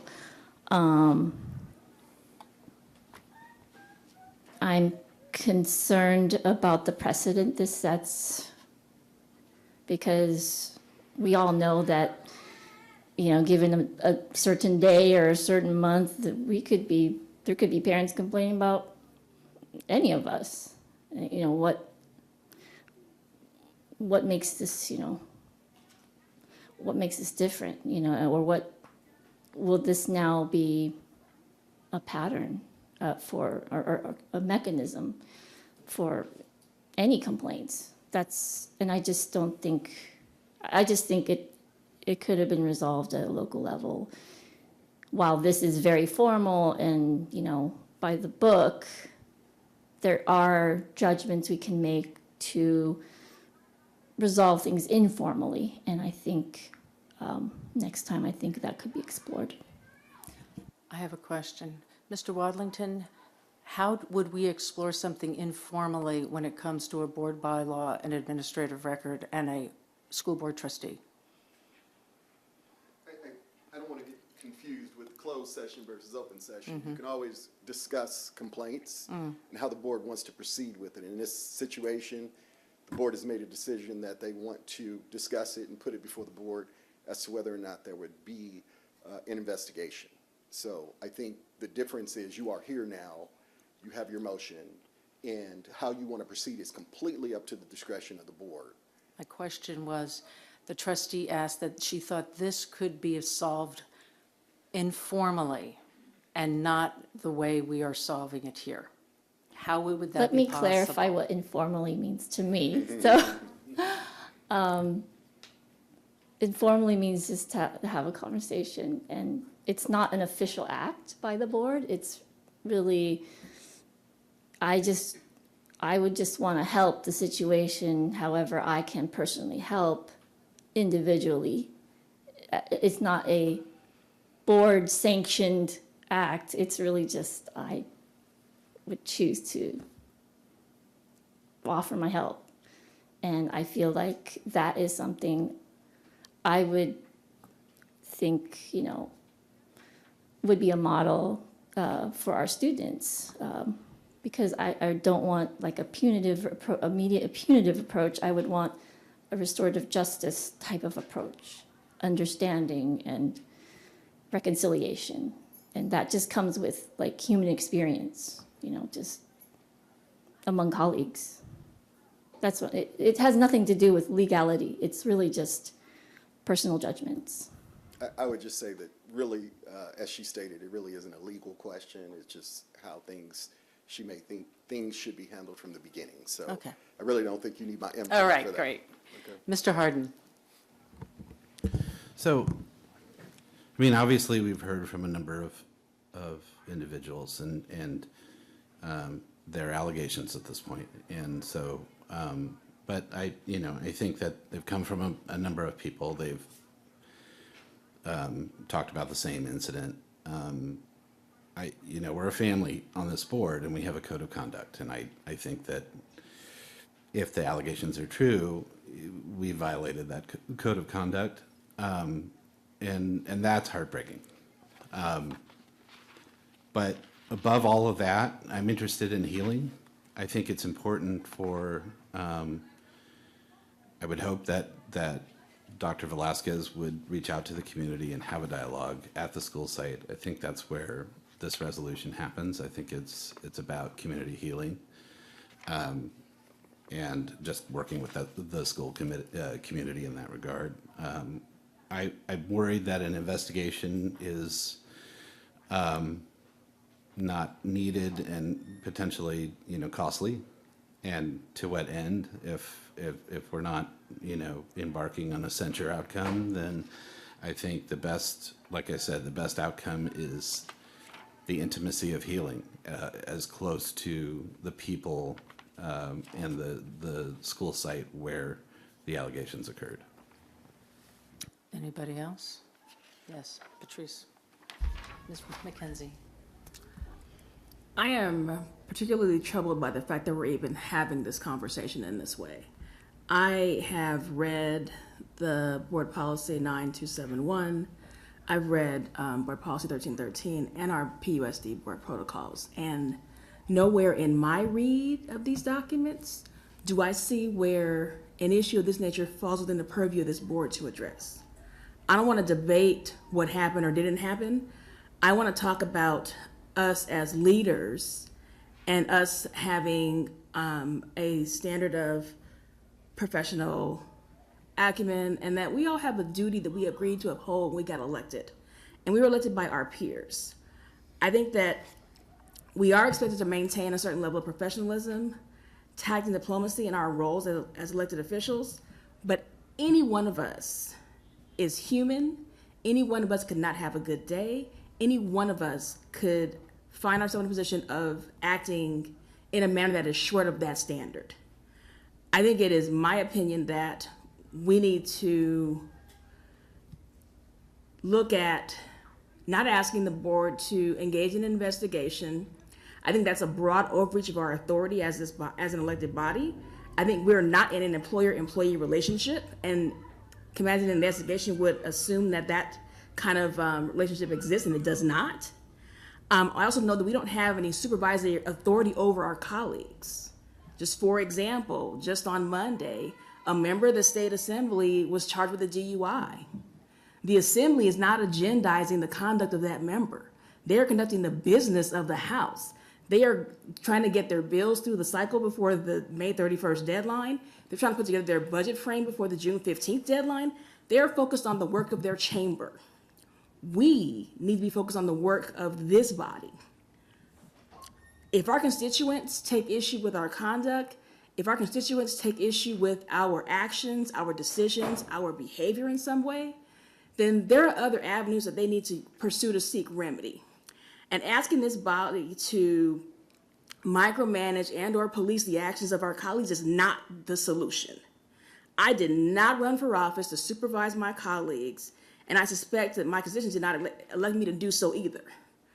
I'm going to go a step further and say that if our constituents expect us to be laser focused on the business of this district, which is right now elevating student achievement, continuing to implement our plan to recover from this fire, managing our fiscal stabilization plan, and so many other things that are directly correlated to serving our students. This is not the time that we need to be spending. This is not the dollars we need to expend, and this is not the focus that this board should have right now.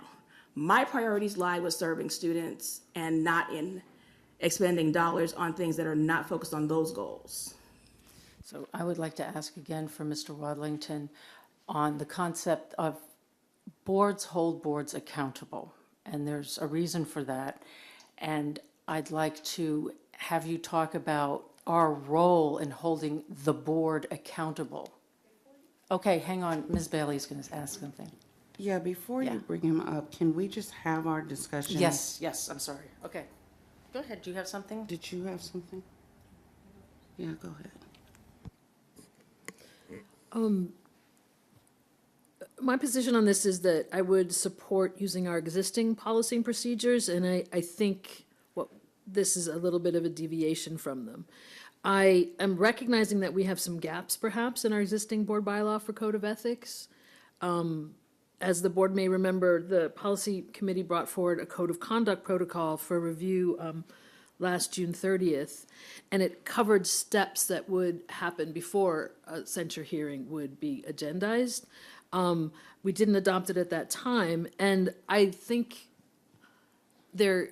I'm not saying that that is the be-all and end-all or our code of ethics. I think we should maybe look at if there are any modifications needed. I was just recently talking to board members in Glendale who are bringing forward something as well. I hear people saying, I think the censure is for violating the Brown Act, things that are of a fairly serious nature. And we have had a couple censure situations since I've been on the board. It was a while back. One where we did censure a board member and one where we voted to take no action. I think that we should certainly discuss whether we're happy with what we have now in our code of ethics and whether we need a code of conduct. And maybe to what Patrice McKenzie said, it's not something that we want to get. There are certain types of things we might want to get involved in and others that we don't. I agree that I think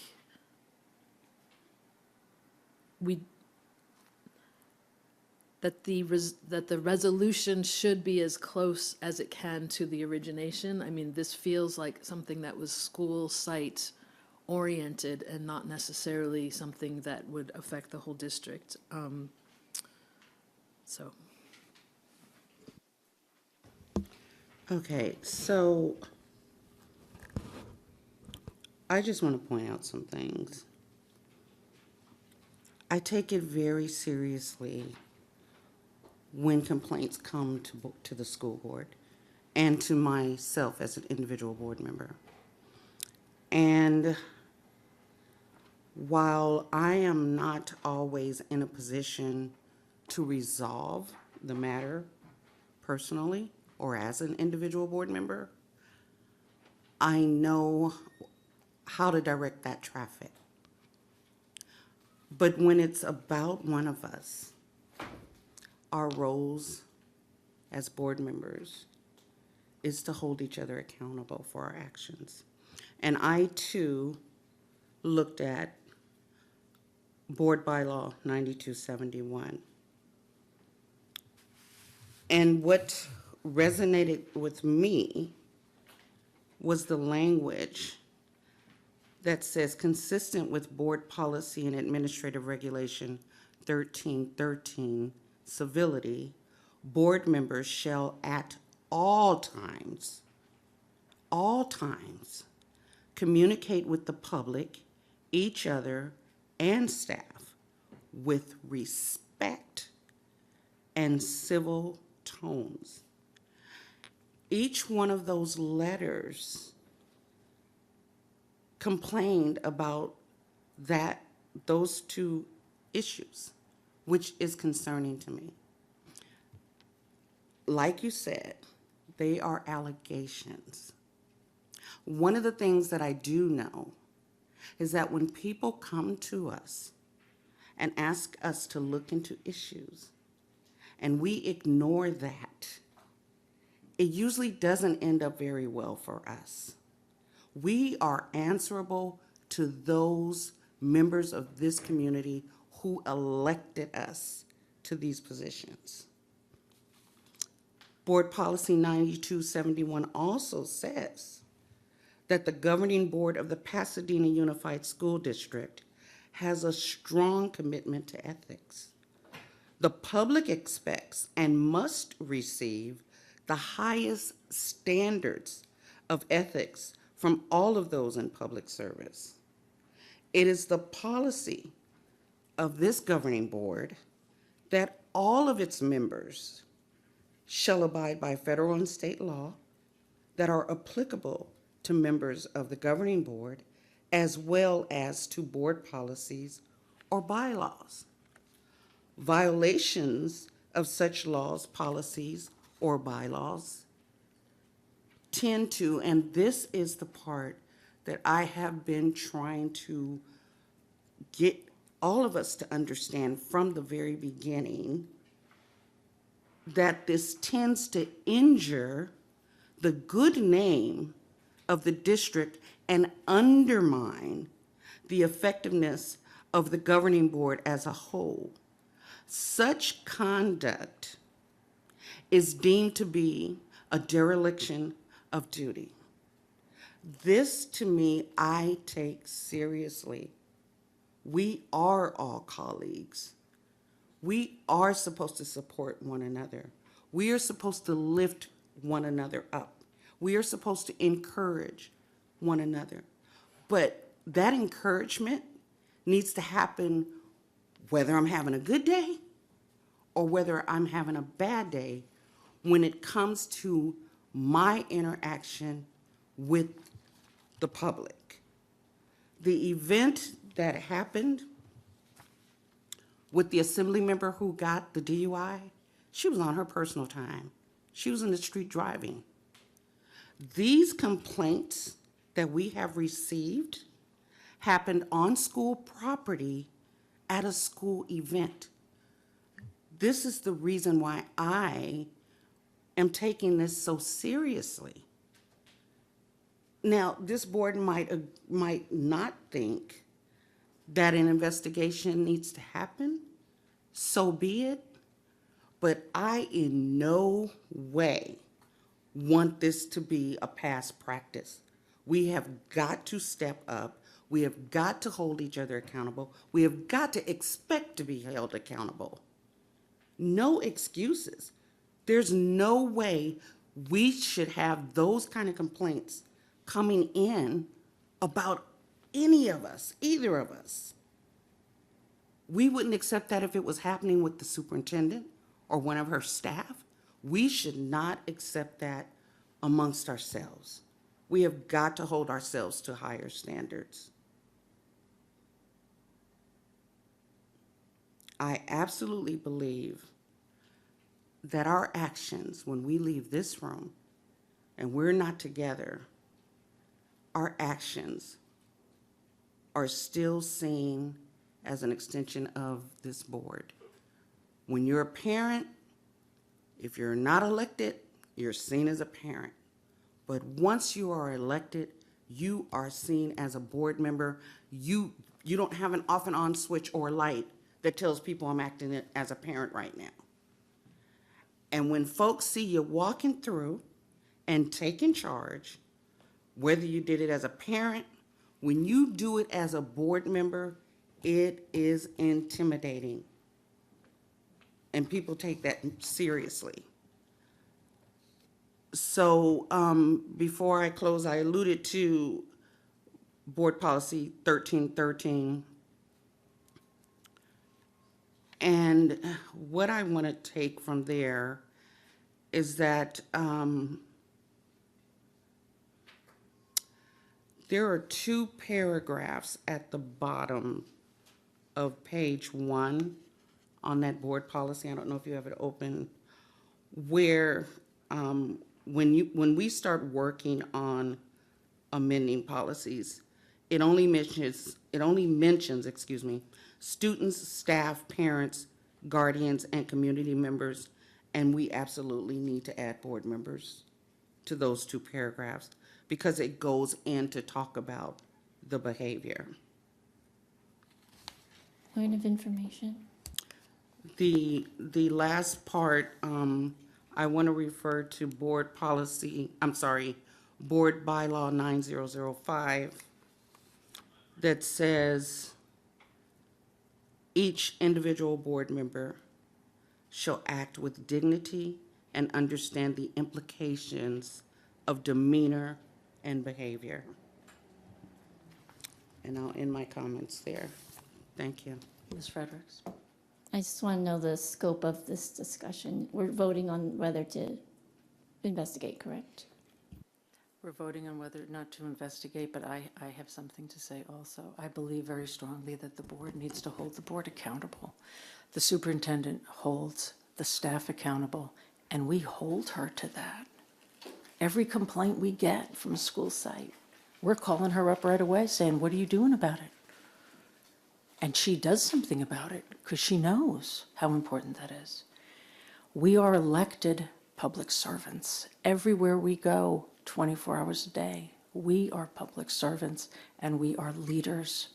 And we've been working hard on trying to bring this board to a high level. We have written comments that we all have where people in this community have called us dysfunctional over and over and over. It has been one of my priorities to bring this board to a high place because every single student deserves it. Nobody deserves to be intimidated by anyone ever. We expect children to behave a certain way, and when they don't behave that way, they are talked to. We are adults. Excuse me, I am still talking here.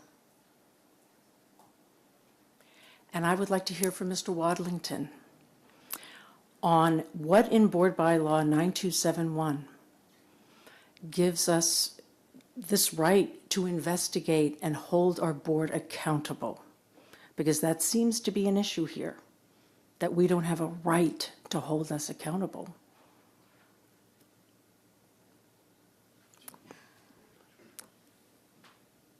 I would just say the portion of the Code of Ethics that Ms. Bailey read from would give you the purview. I would also say that everything else everyone said here today is true and accurate, that ultimately you have to make a decision that it's within your it is within your discretion to go ahead and move forward with an investigation. That is a decision that you all, every point that you guys have made today is accurate. You know, you've stated your opinion on the issue. I can't say that your interpretation is wrong, but what I can tell you is that there is nothing stopping you from having that purview to determine whether you want to do the investigation. I hope that answered your question. Yes, it does. Okay. So here we are.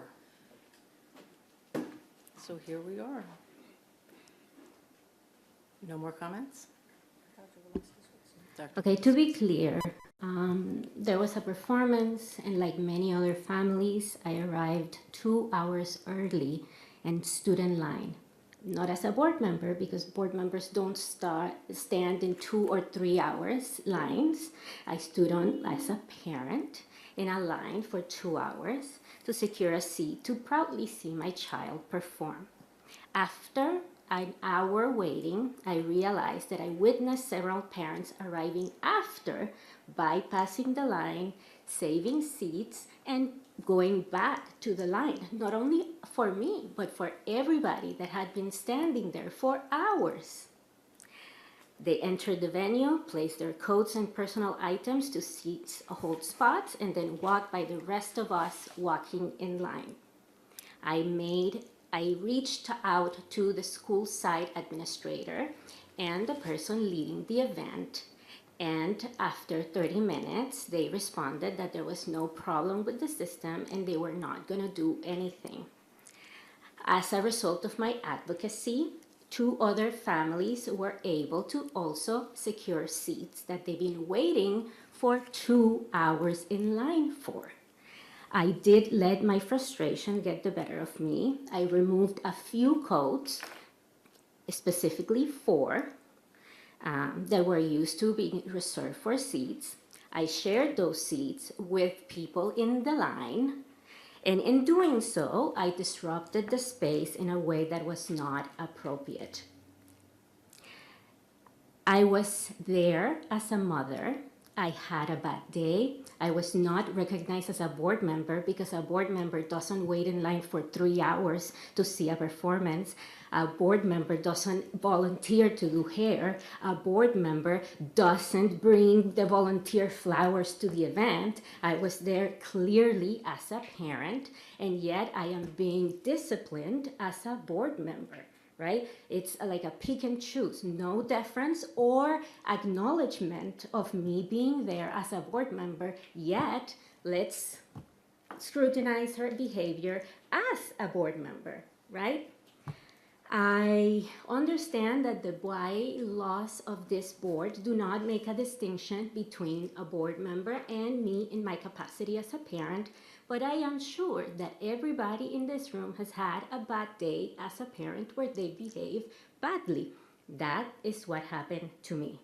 I am still viewed as a board member no matter what, and I did apologize because my behavior on that day did not meet the standard of behavior.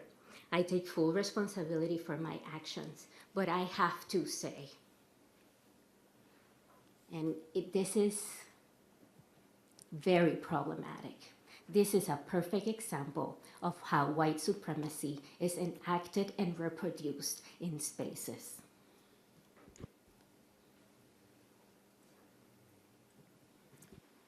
Anybody else? Do you have something to say? Anybody?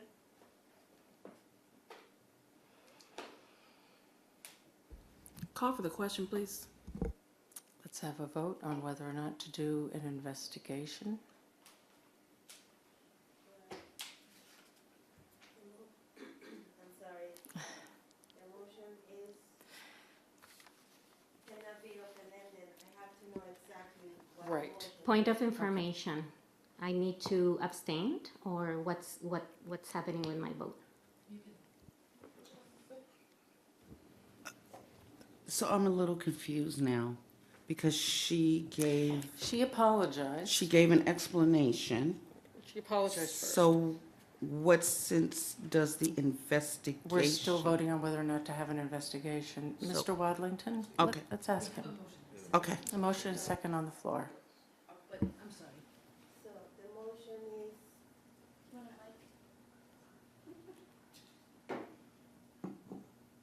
I just need clarification if the motion is to proceed with the investigation. Okay.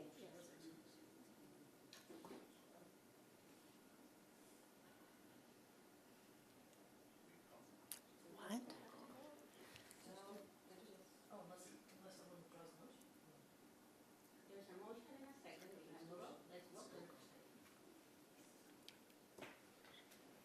Do you have questions, Ms. Bailey?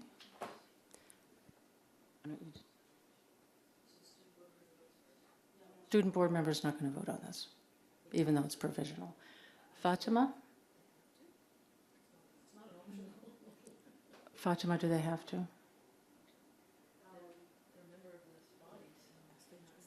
I have a question for the attorney. What about the student board member? I would just say to you that the vote wouldn't count for this, and, personally, I wouldn't want to put him in that position. So, yeah, I understand that, but.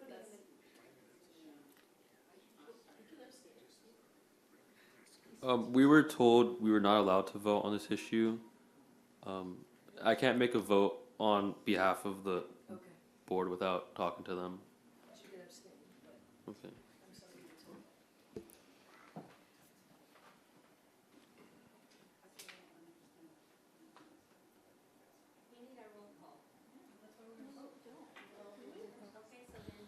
We're waiting. All right, we're going to vote on whether or not to do an investigation because the motion is on the floor. No, you're going to vote on approving the investigation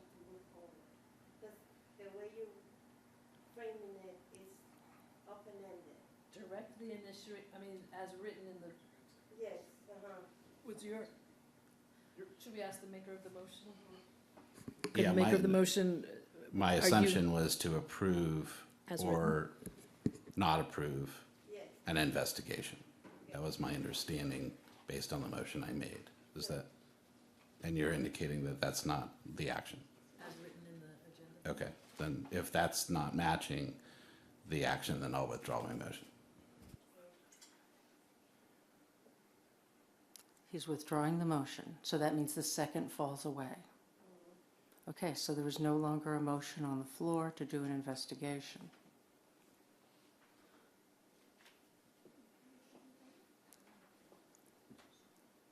Yes. I'm sorry. His motion was to approve or disapprove of an investigation, is that correct? Yes. And it was seconded. And you're saying that that is not, Okay, so if they were to vote, what are they voting on?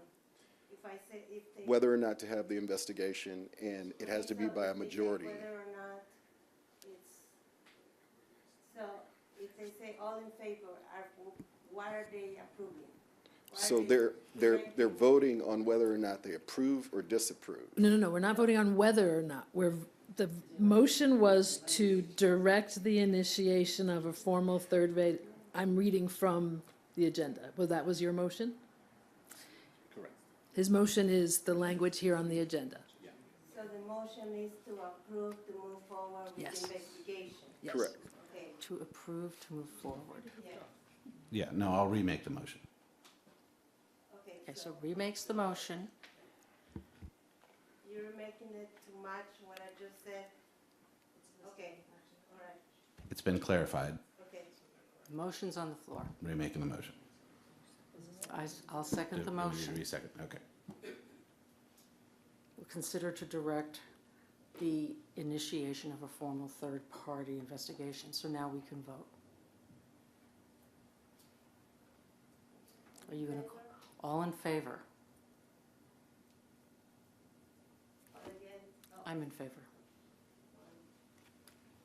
All against? All against?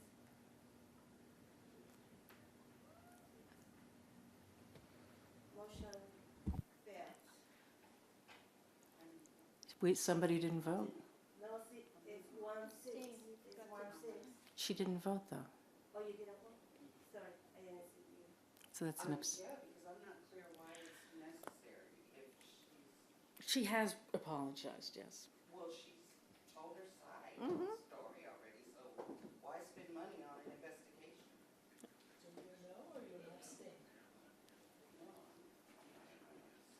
Okay. Let's, But the motion failed. yes, the motion failed. Yeah, the motion fails. All right, we're moving on, folks. Approval of Resolution 2819, request for allowance of attendance due to emergency conditions related to the Los Angeles County wildfires. Yes, sir. Move approval? Sorry, you don't need me for this, correct? No, I don't. Okay, I just wanted to No, I make sure. don't. Thank We you. need, yes. I'll move approval of item M2. Second. Okay, vote? We've all gone over this. Board member, Yes. all in favor? Okay, 7-0. All right, we're moving on. Staff presentation. Dr. Nio? English Learner Master Plan update.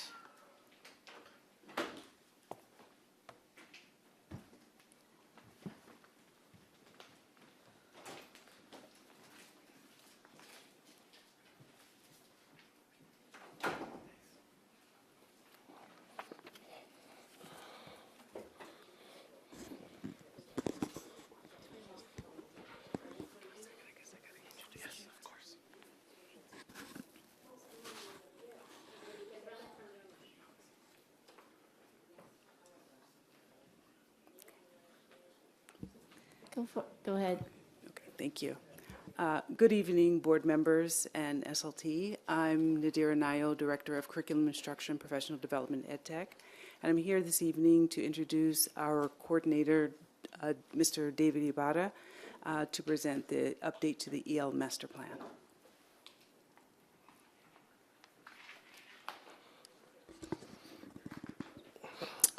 Good evening, Board President Hawley, PUSD board members, Superintendent Dr. Blanco, and members of SLT. As Dr. Niall said, I'm David Ibarra. I'm the coordinator in the LAD department, and we're here to kind of give you guys an update on the multilingual educational programs in PUSD. The first update is on our English Learner Master Plan, and I took it as a great honor and a challenge to take on this endeavor of having to update our EL Master Plan. I have served in PUSD for 21 years, and in those 21 years I've had various roles that have given me different perspectives. I think that have helped me kind of put the wording and the language that we're hoping officially makes it into the EL Master Plan.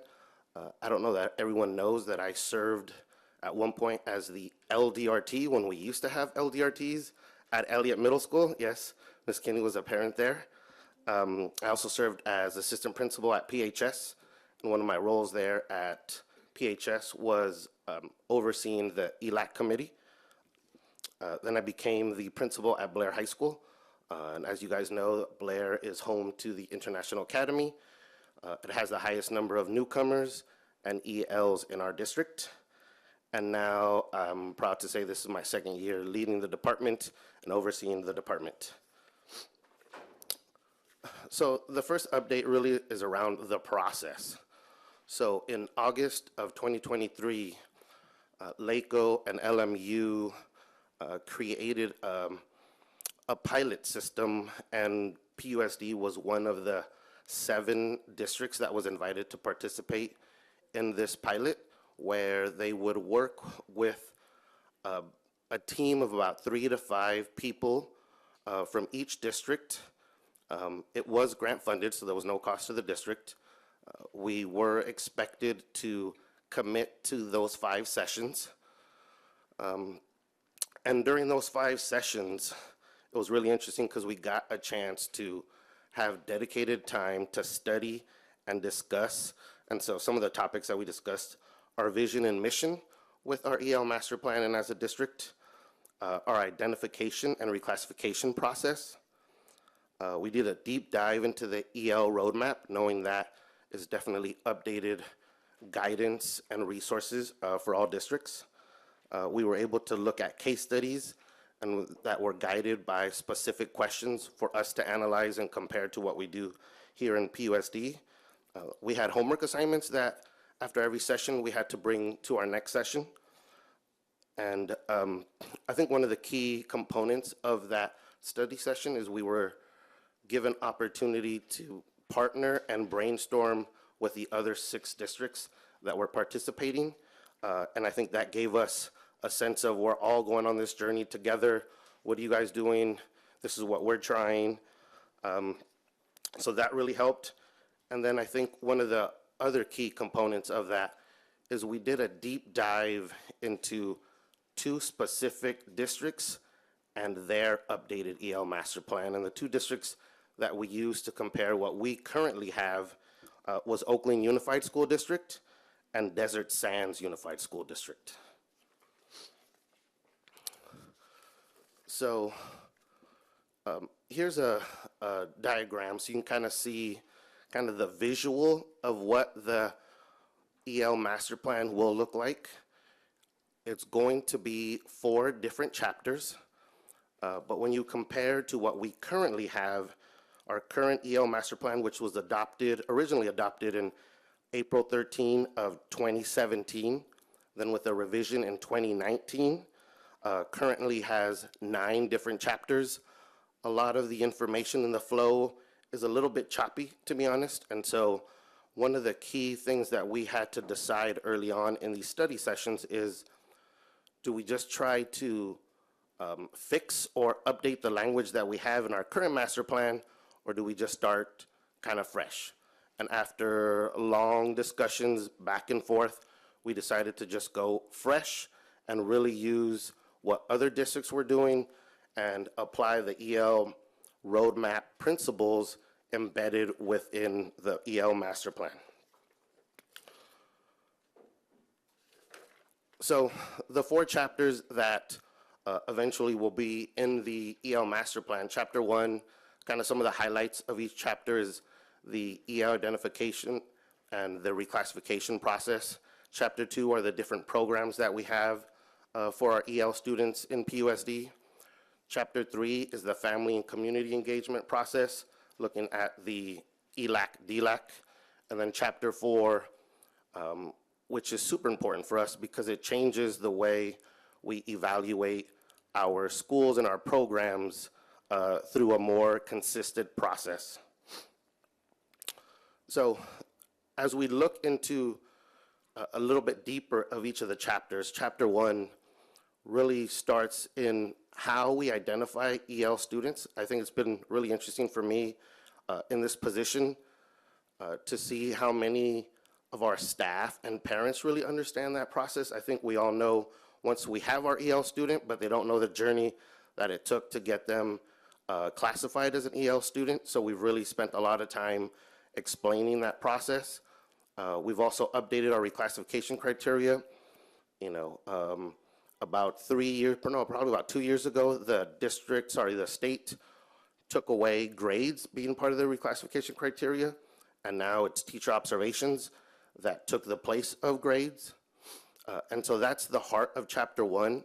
One of the things we've been able to do is create a stakeholder group for each of the chapters. We were very intentional to not have the same people serve on the stakeholder group by chapter. So each chapter had different administrators, different teachers, different classified staff, different parents, ELAC, DLAC, and we wanted to make sure that all of them had a chance to give input into a specific chapter. And then we're hoping the last process is bring each of the stakeholder groups back to be able to give more input on a more finalized draft once we get to that point. I do apologize. We were going to have other members of our team come and present. Unfortunately, one of them had a family emergency, was not able to be here, so I'll explain a little bit more on Chapter 2. Chapter 2 to me is super important because it speaks to the different programs that we have in PUSD. And so we currently have 3 EL programs in our district. First is designated ELD, and that in the last 2 years we've come a long way to now where every elementary has 30 minutes of ELD every day. And then at the secondary level, the EL students are placed into an ELD course and given, depending on the schedule, about 45 minutes to an hour of that ELD course. We also offer dual language immersion programs. We have different languages, and to build the content of this chapter, we pulled in a small stakeholder group of coaches and teachers and administrators to help build, in essence, the master plan for our dual language programs. That was also needing an update and a refresher. When we first established that, we had schools that are no longer in our district or not active, and so just the language and the research that we know around dual language has changed tremendously. And then we also have the International Academy, which is housed at Blair for our 6th through 12th grade students. And in the EL master plan, we now have specific language around the definition of the different students and classification of EL students. I think in the last 20 years, we've come a long way with research and understanding not all ELs are the same. We have newcomers, we have LTELs, and in the newcomer world, not all newcomers are the same. We have some that come with limited English and some that come with interrupted schooling. So even within the newcomer world, we notice there's a lot of difference in there too. So we call that out in the language, and you'll get a chance to see that once we will be able to present the final. And then we have the one program that we are trying to establish is at Madison. We are in the process of, we've consulted with an expert on how to establish and to bring a one-way heritage program to Madison. And so we are in the process of having some sessions over the summer.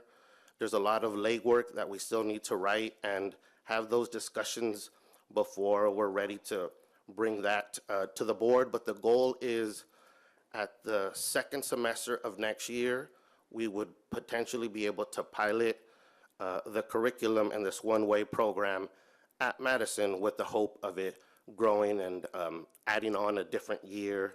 But we're doing analysis of staff, the curriculum, and things that would be needed to make sure that we're able to run that. And then for Chapter 3, which is our family and community engagement chapter, we did a lot of collaboration with Nancy Molina from the enrollment office to make sure that we shouldn't put language that's different from what they're already doing. So there was a lot of coherence to make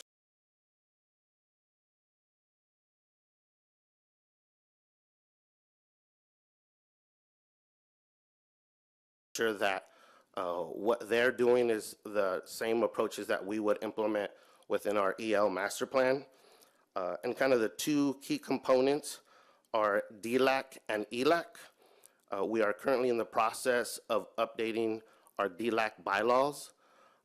We've also started a certain process with that, and then I decided to use the same process that we use for the EL master plan for the bylaws of let's compare what other districts are doing and see what they have in their bylaws.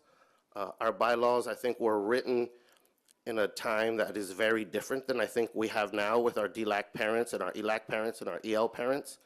And so on June 12th, I'll be presenting an update to the EL master plan to DLAC, and then on June 16th will be hopefully the first of 2 rounds of getting the final input for DLAC parents and EL parents for the bylaws. And then we have Chapter 4. Good evening, Board President Hawley, PUSD board members, and members of SLT. My name is Fabiola Acevedo, and I'm here to talk to you about Chapter 4. I am the current instructional coach at John Muir High School, and I had the privilege of working with, alongside Mr. Ibarra and several dedicated and very talented coaches on putting together this chapter. And if you notice, Chapter 4, and I'm going to go back really quick here just to show you this same graphic right here, resonates really well with this chapter because it focuses on monitoring, evaluation, and accountability of the program, of the EO program, and it also has 4 steps. So very quickly, briefly, I'm going to guide you through the 4 steps. The first one, and I apologize, they're not included in here. Well, actually, they're on the next slide, right at the bottom. But the first step would be the ELL review tool, which includes data from various sources for site admins to review and reflect. Categories include number of ELs, reclassified students, long-term English learners, as well as LPAC progress. Okay, second step, it's to complete a needs assessment. So site administrators will have an opportunity to provide this information to their ILTs at their site and can identify data-informed strengths and areas of improvement. They can share this information with ELAC and, of course, make appropriate recommendations to the school site council and potentially create SIPSA goals. So very guided conversations. Step number 3 on this continuous improvement cycle includes suggested action plans, which you can actually find in the folder that we provided. These include identification of ELs by staff members, which is the number one thing, right? We have to make sure who they are in order to service them. Also provide, perhaps conduct data chats, and then receive training on district adopted instructional materials, and of course attendance monitoring to ensure that the students are receiving the adequate supports. And then, of course, each side has the autonomy to select strategies that are that fit their school needs and meet their SIPSA goals. Okay, that's number 3. And then the last one, which is something that we need to include in this particular presentation, is the district ELL review. And again, this is a work in progress. And this brings us to the last of the cycle, where LAD compiles all of the end of the year data and presents to appropriate stakeholders as part of the continuous improvement cycle. So this is what Chapter 4 is about. Thank you.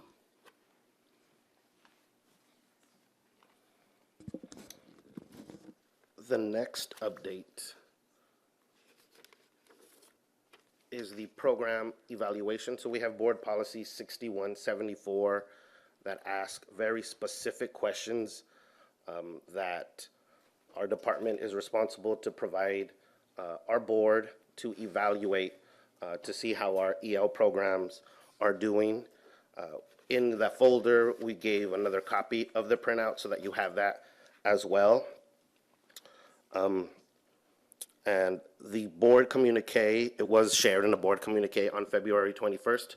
I just printed that out so that you have that. Here are the 8 questions that is in board policy 6174.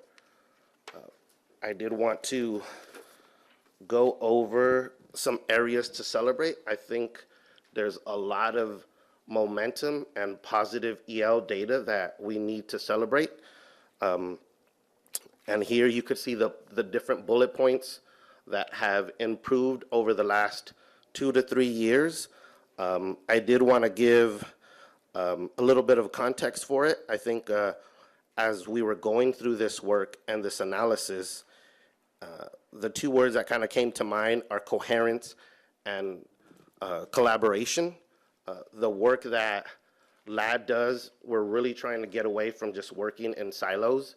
So being able to work with Dr. Niles' department, I know Dr. Reynoso just stepped out, Dr. Reynoso's office of open enrollment, I really think it's showing in the data how the different divisions and the different departments at the Ed Center working together, all pulling in the same direction, has had an extremely positive results in our EL data.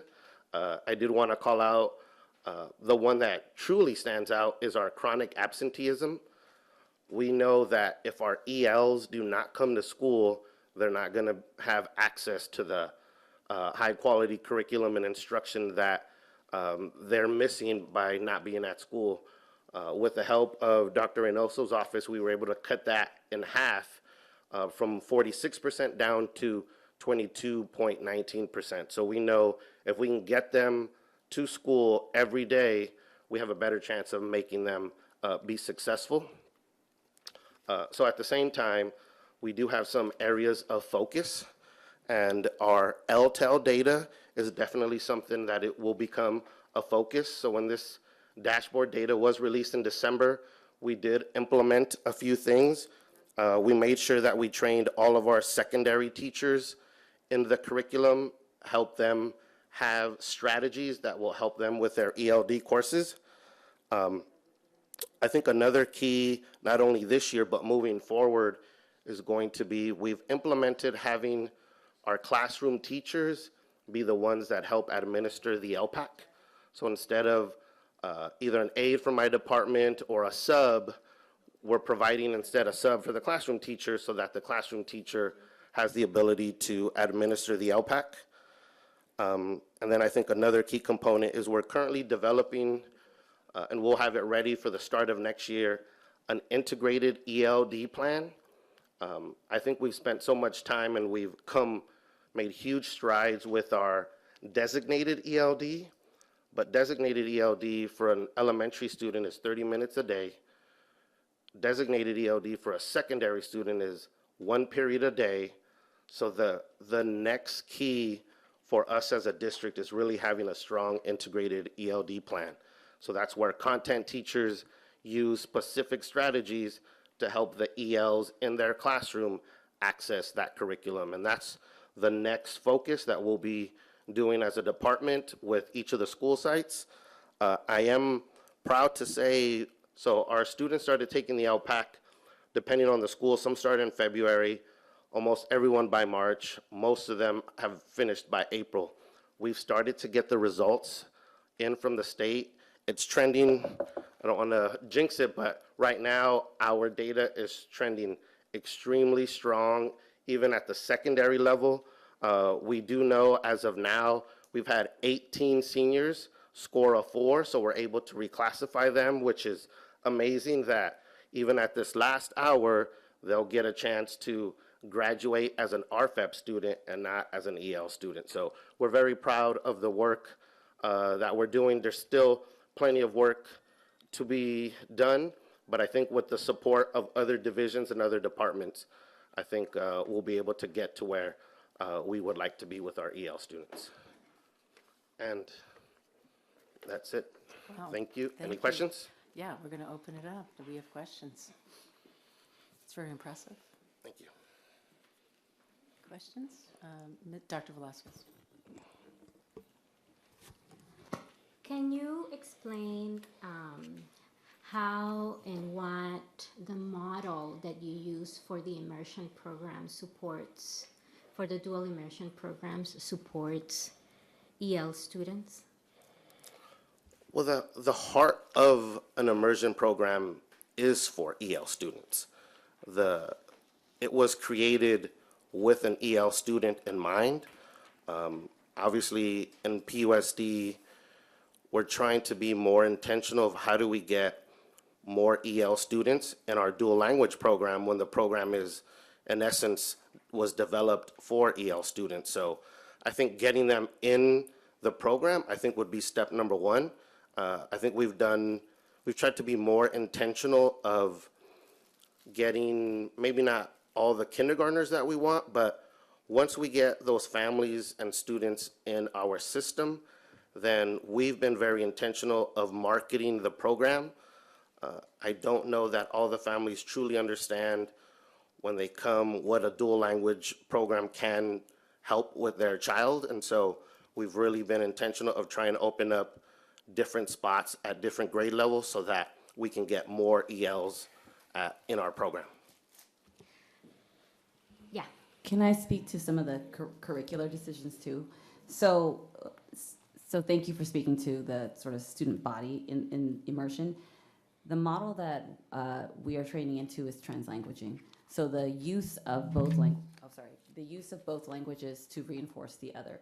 So one of the things that the PUSD curriculum designates are 3 different categories of language type within the target language arts as well as the English language arts. And so that would be transferable language skills, target language only skills, and then English only skills.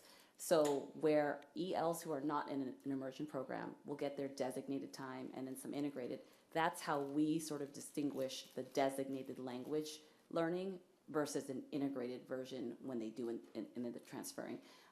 The Spanish immersion teachers actually just had the benefit of a full day professional development that we hope to continue that really breaks down sort of the way that these words are even formed and those overlaps so that translanguaging becomes more of a teaching skill because I would say that right now that is the direction we need to go. Otherwise, our immersion program kind of reinforces a language separation model that we are moving away from. So the reason why I ask this is because the dual language programs are set as part of the EL efforts. And I understand that there are different models of implementation of an EL program and, of an immersion program, right? And I want to talk a little bit about language. So let's imagine, let's imagine this is a mountain and language happens in different levels, right? And you can learn words, and that's above the language. But then for you to learn idiosyncrasy, culture, ideology, ethics.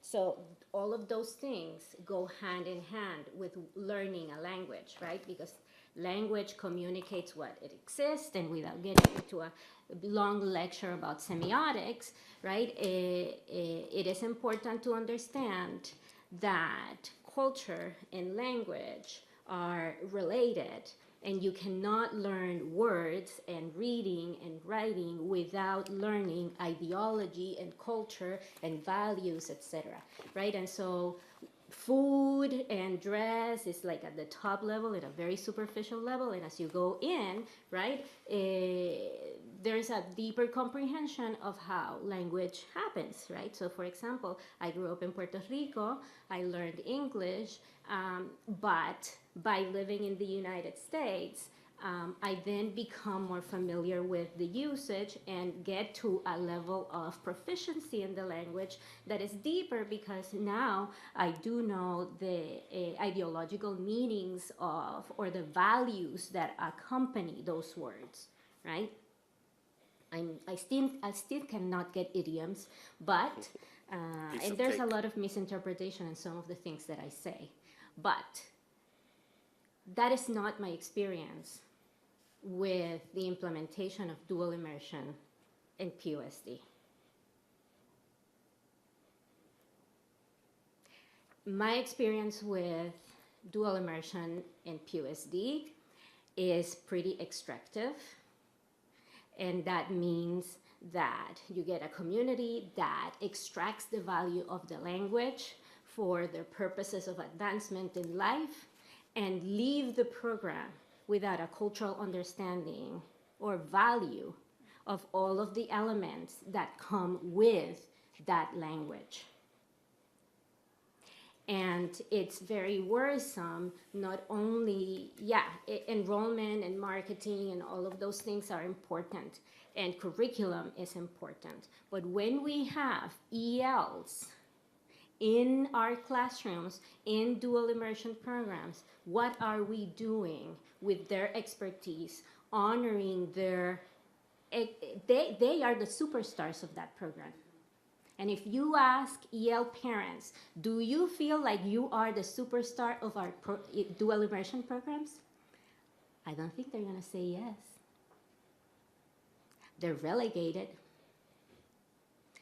And a model of immersion cannot work under those conditions, because everybody else has to show the gratitude of extending that richness that comes with words, but also by understanding culture and ideology. And that marriage is not implemented.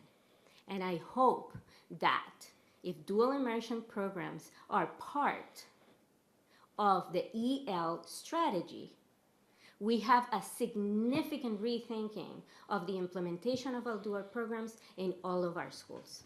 Thank you.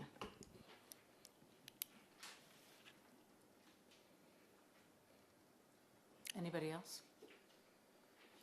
Gina.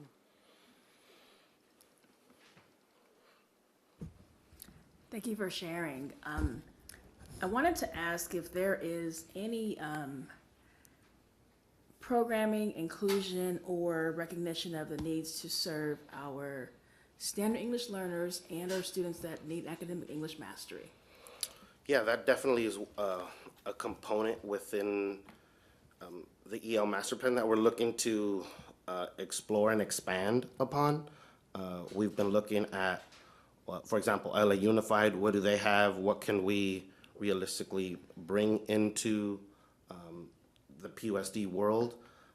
We haven't gotten very far just yet, but it's definitely something that we've been doing a lot of reading and research on, kind of seeing what's out there to kind of be as current as possible, knowing those needs do exist in PUSD and in different pockets, but it's definitely something that we're looking into.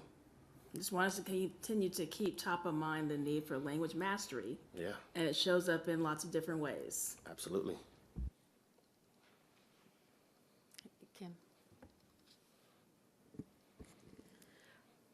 You mentioned that the EL master plan from before was in 2017. I was trying to look on the website. I couldn't find it. Oh, no, when we updated, we took that one down with the intention of putting this new one in, but I have it and I could Okay, I couldn't definitely even send find it, like, in Yeah, the- in I the think when we board. updated the website, I think we might have taken that out and maybe Okay. we didn't put it back in. Because I couldn't find it even under board approval. I found some updates to it when we were Okay. changing reclassification. So I just, help me, RFEP monitoring will still be in this? Absolutely, yeah. And then parental notifications? Absolutely, yeah, Okay, we that's have to, covered. legally, we have to do that. I wasn't sure from the four chapter Yeah. names. I just wanted to make a couple comments on the data. I think it's really helpful. So on the page you had that had the highlights, you had chronic absenteeism declined by 22.19%.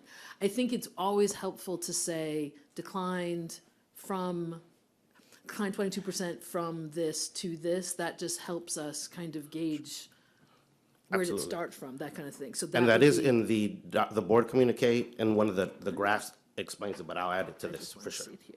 And then the reason I asked a question about how we're calculating the LTEL rate is because I remembered posing the same question to Dr. David Rennie about a year ago, and he sent me an answer which is somewhat different from the answer you guys provided. And so this is kind of like my concern with A through G in the LCAP. So when we do the update page in the LCAP, we've got like 3 or 4 years worth of data. So we want to make sure that we're using the same method to calculate these rates over time. For sure. And what he gave me was using the at-risk and long-term EL report on DataQuest, take LTEL 6+ years divided by total ever EL, not current ELs. So I'm just telling you that is what he had been using in the LCAP. I think as long as we kind of agree on a thing and then consistently use it, that way we can measure the improvement. And then the reclassification, the reason I also asked you guys is because I sent a letter to the state. So the state very nicely put reclassification rate as one of the indicators in the LCAP. It's in the ed code as one of the indicators. And the state stopped reporting it 6 or 7 years ago. And it's not part of the dashboard. And so I don't really know how they feel good about that.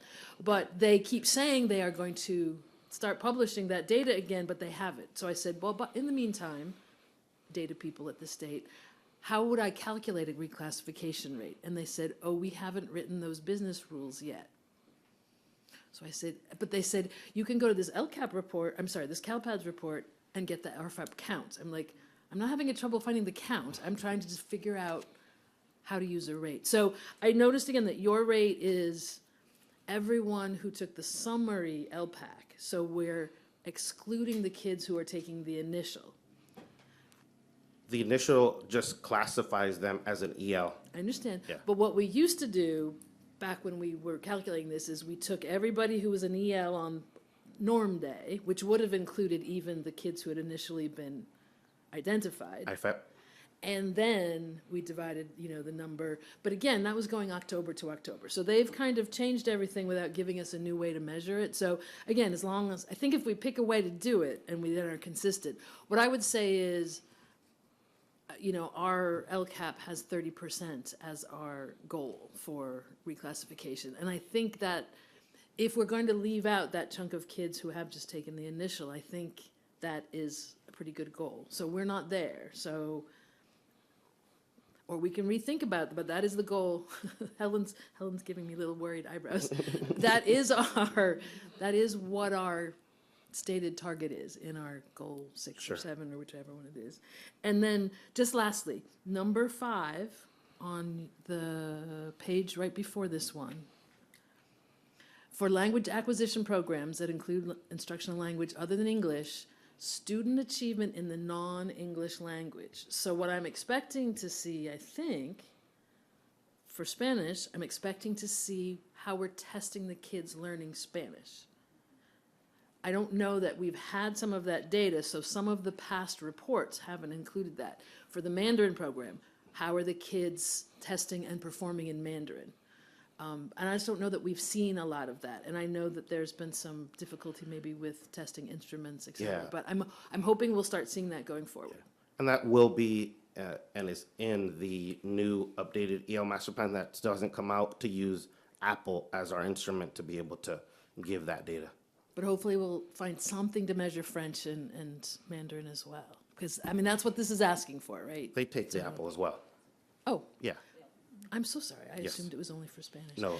And then again, the state has a Spanish language, an assessment for students studying Spanish, I believe, but we're not going to use that one. We just locally have decided that Apple was because that test, we've been using Apple for much longer than the state had that assessment. We could certainly reconsider. It is easier for us to use one common battery across the dual language programs, but that can always change.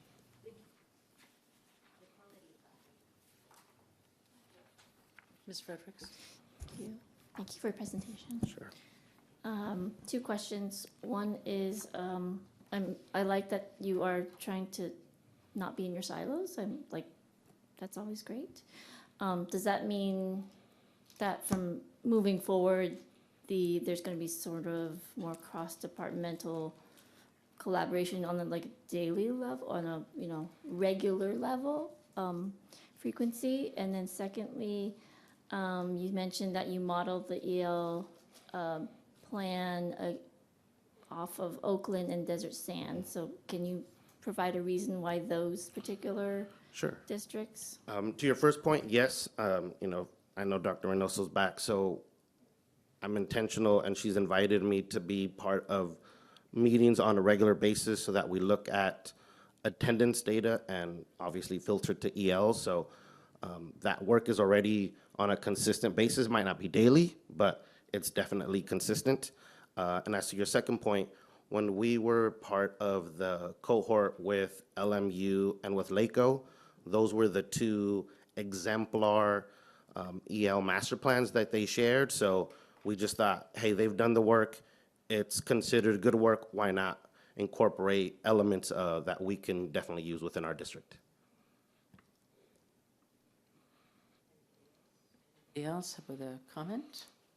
Nothing? Oh, Scott Harden. Yeah, just a bit, casting your chapter 3 net in terms of family and community engagement, maybe not as a primary resource, but as a crosswalk with the LCAP Parent Advisory Committee and the Emerging District Advisory Committee might be helpful as well, just to kind of, when you get to that For sure. input stage. Yeah. There is actually some wording on that within the plan already. Ms. Bailey? Yeah, I just want to thank you for including the areas to celebrate. Yeah. Because we all need reasons to celebrate right now. So thank you for that. Absolutely. Superintendent? Thank you for the presentation and all the work you're doing. And I think we're switching models and also merging master plans. We had, when we started dual immersion, a specific master plan for dual immersion. So I'm hoping by having one master plan for dual immersion and for English learners that we will address some of the concerns that Dr. Velasquez talked about this evening. And I would also say that in some spaces that is happening and in some languages, but we definitely could do a better job to make sure all students are getting those cultural pieces. Emphasis on some of those areas with the current model we have, I think, has waited till secondary schools until we really focused on that, and we should start much earlier with the cultural pieces and the understanding and the literature. Is that all? Everybody? Is that it? All right. Thank you. Thank you Have very a good much, evening. Mr. Ibarra. Thank you. All right, we're moving on, folks. May revise update, Mr. Bravo Karimi.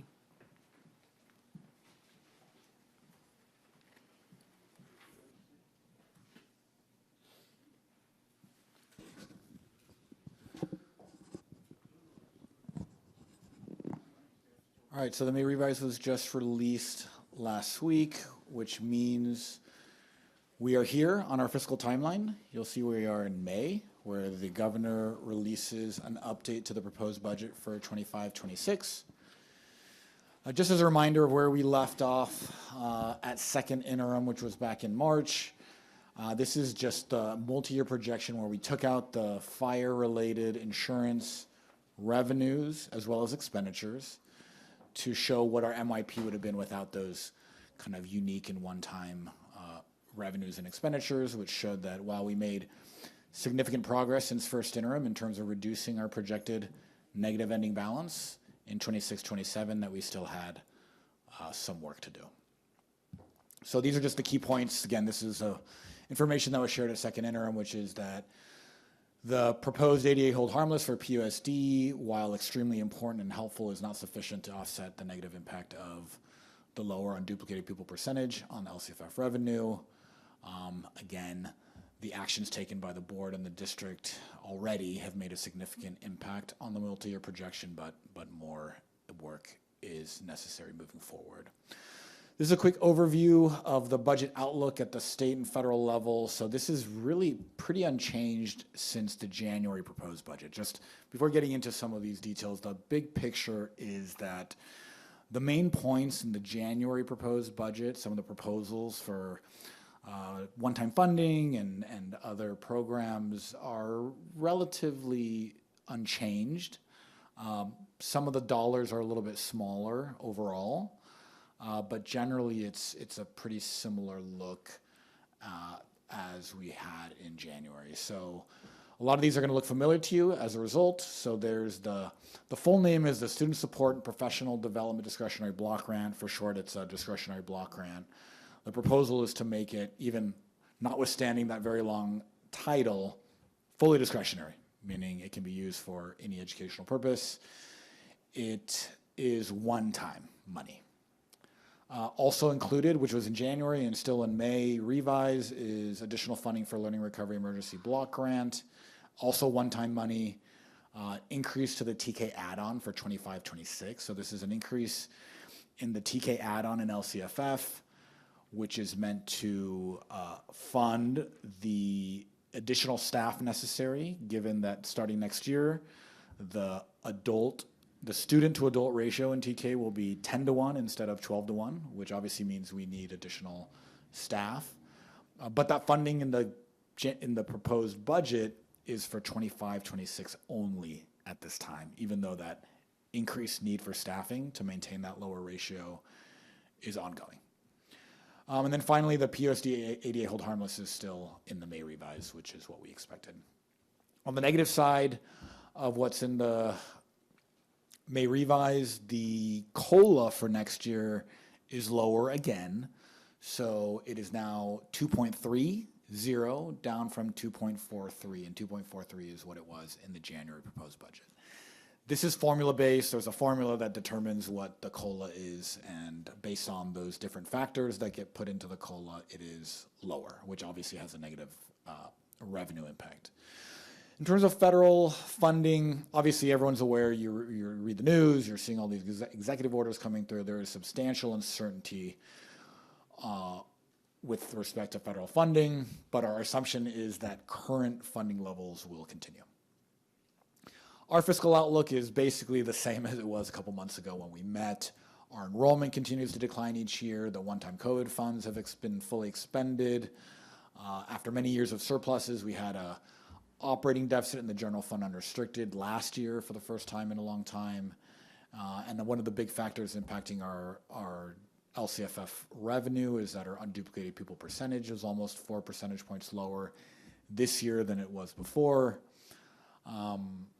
And as a result of these different factors, as a result of our fiscal outlook, LACO is currently requiring the submission of a fiscal stabilization plan as part of our June budget. So when we come to the board with a proposed June budget for 25-26, it will come with a fiscal stabilization plan.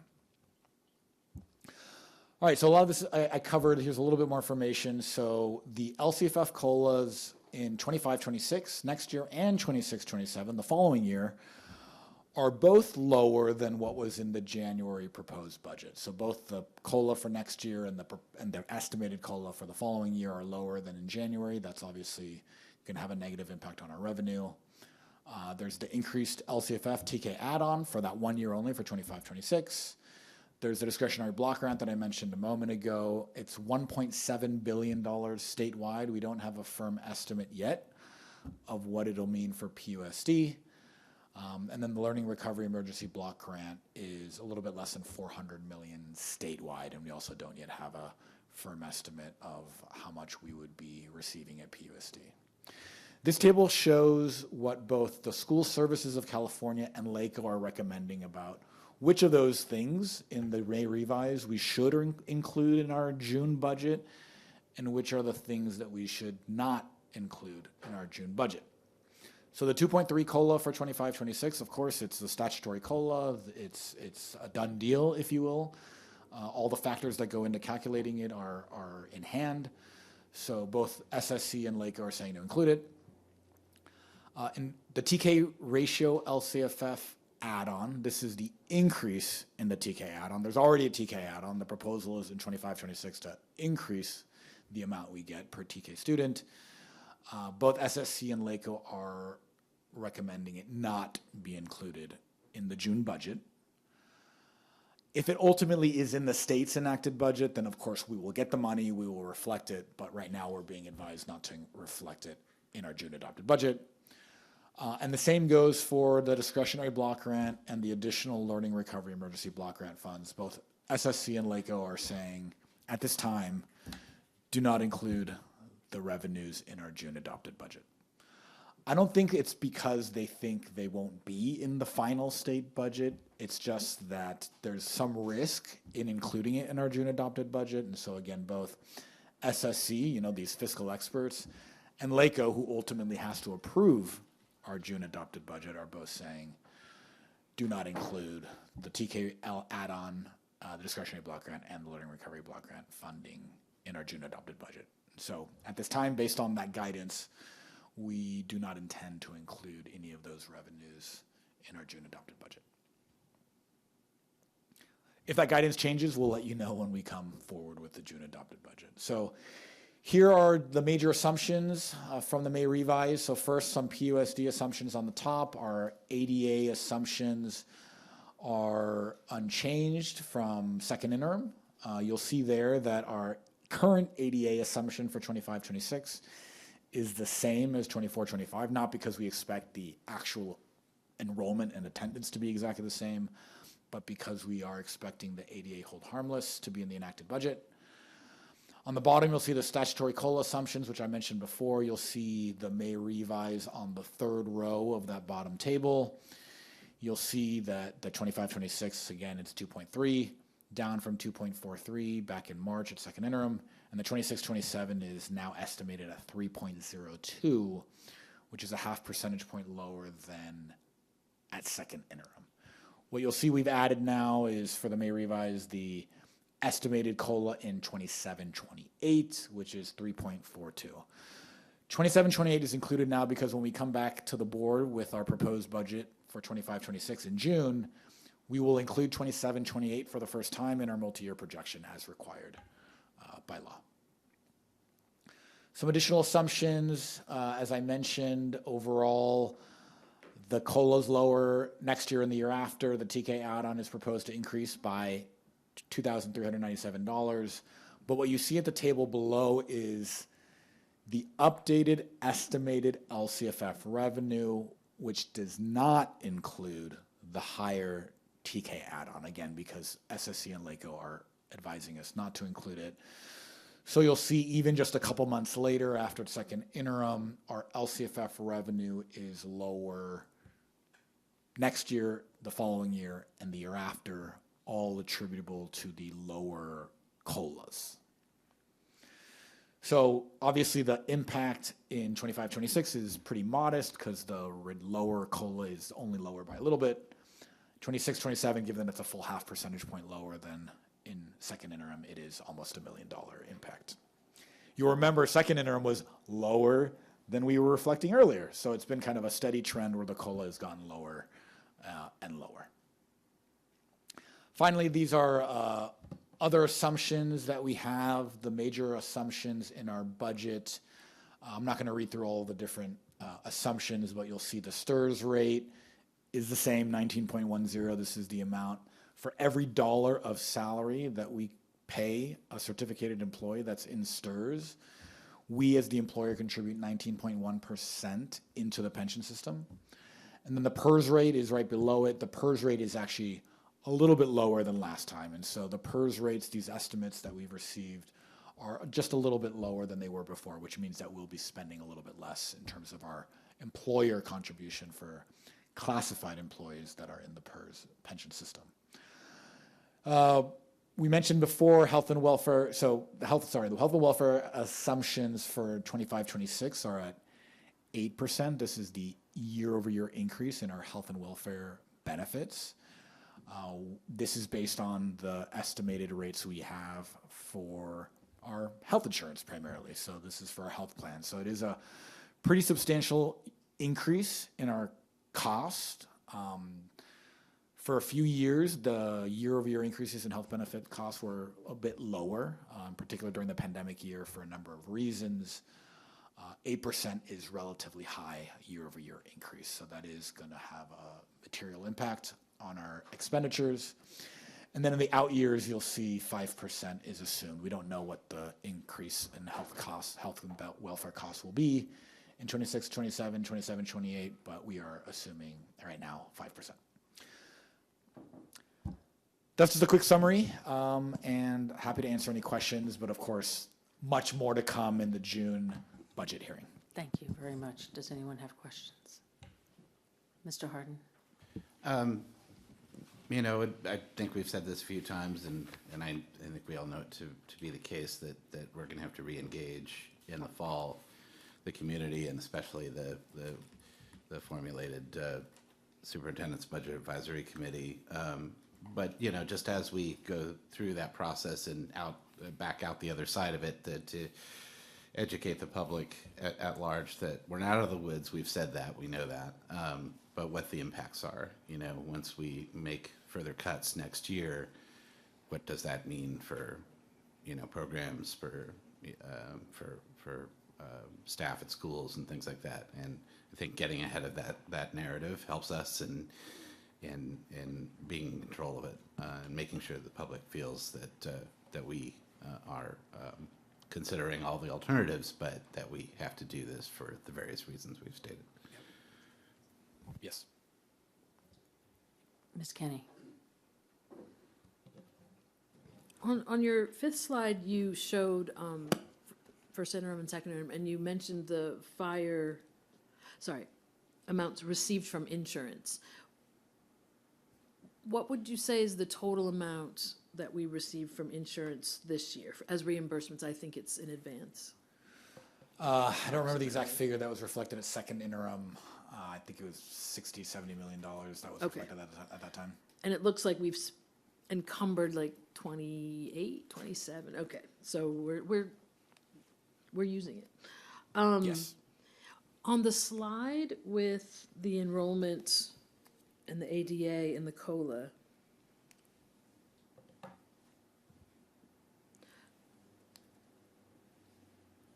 so the enrollment there for 26, 27 is higher than what we had for second interim, but it seems to be back approximately where it was in first interim. So that decrease from 25, 26 to 26, 27 is about 135 kids, which is less than 2%. But I just wasn't sure if that was for a particular reason or. I'd have to check. Okay. I don't know. And then on the ADA percentage, so I saw the 93.5 for this year. And then next year's higher. And is that?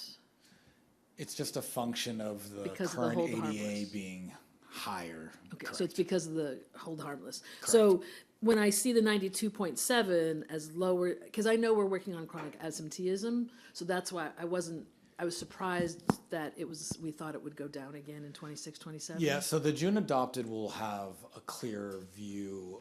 We'll make more clear what we expect actual experienced ADA percentages versus the formulaic percentage that is a function of the hold harmless. So we can Okay. make that more clear. And I wanted to throw out there, because I had asked a question about that block grant, and I know we're not including it, but I think it was at the CSBA webinar that they had early this week, they mentioned $320 per ADA. I think I heard $330 from someone else. So if that comes through. If it's about $313 per ADA, it would be about $4 million. Okay. So that's not nothing. So yay. And then thank you for answering I asked a question about the TK, because there had been some uncertainty about whether the going to 1 to 10 adult student ratio was going to happen this year. So the governor is saying it will. I assume by them saying, by school services and LACO saying don't put that in, that they might be saying that may or may not come through when the whole budget gets done. I appreciated, though, understanding that our response was not to take our 24 student classrooms and make them 20 student classrooms, but to put an additional person. There was an interesting article about TK, and somebody had rated California's TK program and hadn't necessarily given it the highest marks, but part of that was because of the class size and the adult to student ratio, because I guess most preschools it's 1 to 8. So if we have 3 adults in a classroom of 24, we'll be at 1 to 8, so that would be good. I'm assuming, though, if the requirement isn't there, we would potentially then stick with 1 teacher and 1 assistant in the classroom, that we would only be implementing the extra assistants if required to. Is that? Yes. Okay.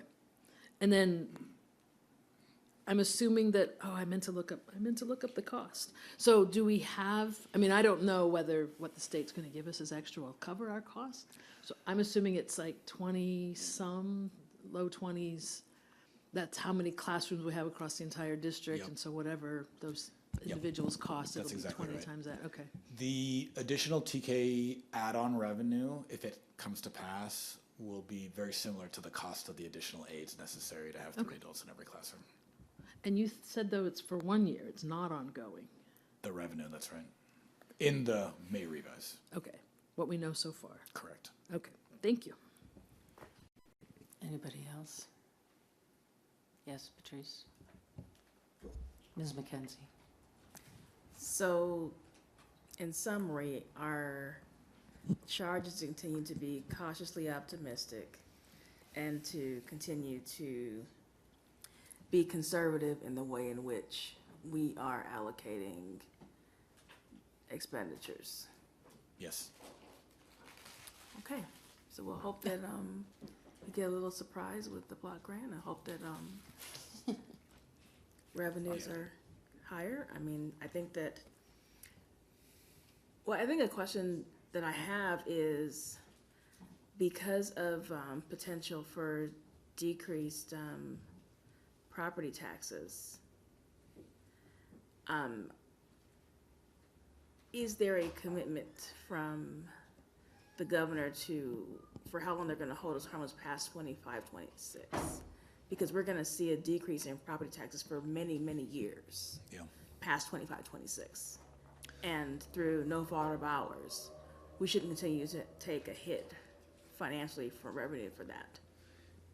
Yeah, we're going to continue to advocate for additional years of a hold harmless. And 1 year is helpful, but we expect the need to be multiple years, given the impact of the fire on families who have been displaced. In some cases, are not going to come back to Pasadena Unified, and so that is something that we're going to continue to advocate for. Something I didn't mention here is the biggest risk to us that's not reflected in the May revise or in our own financials is of an economic downturn. There is substantial risk of an economic downturn because of a lot of the policies coming from the federal government. And while the stock market has been up and down and then up, there are other economic indicators that indicate substantial risk of an economic downturn. And given the way that education is funded in California, we rely heavily on income taxes and capital gains taxes, And taxes that are much more volatile and much more sensitive to the economic performance, not just of California, but of the country, then we will have a very substantial impact. A recession, an economic downturn would have a very substantial and negative impact on education funding. Are you finished? I have a question. Okay. Oh, okay. Backfilling the taxes. The state was going to backfill our property taxes. I've heard this. I did not see it corroborated. But I also don't know for how long. So the state has a minimum guarantee funding for school districts. And so as property taxes fall, there's more funding that then to meet that guarantee needs to come from the state.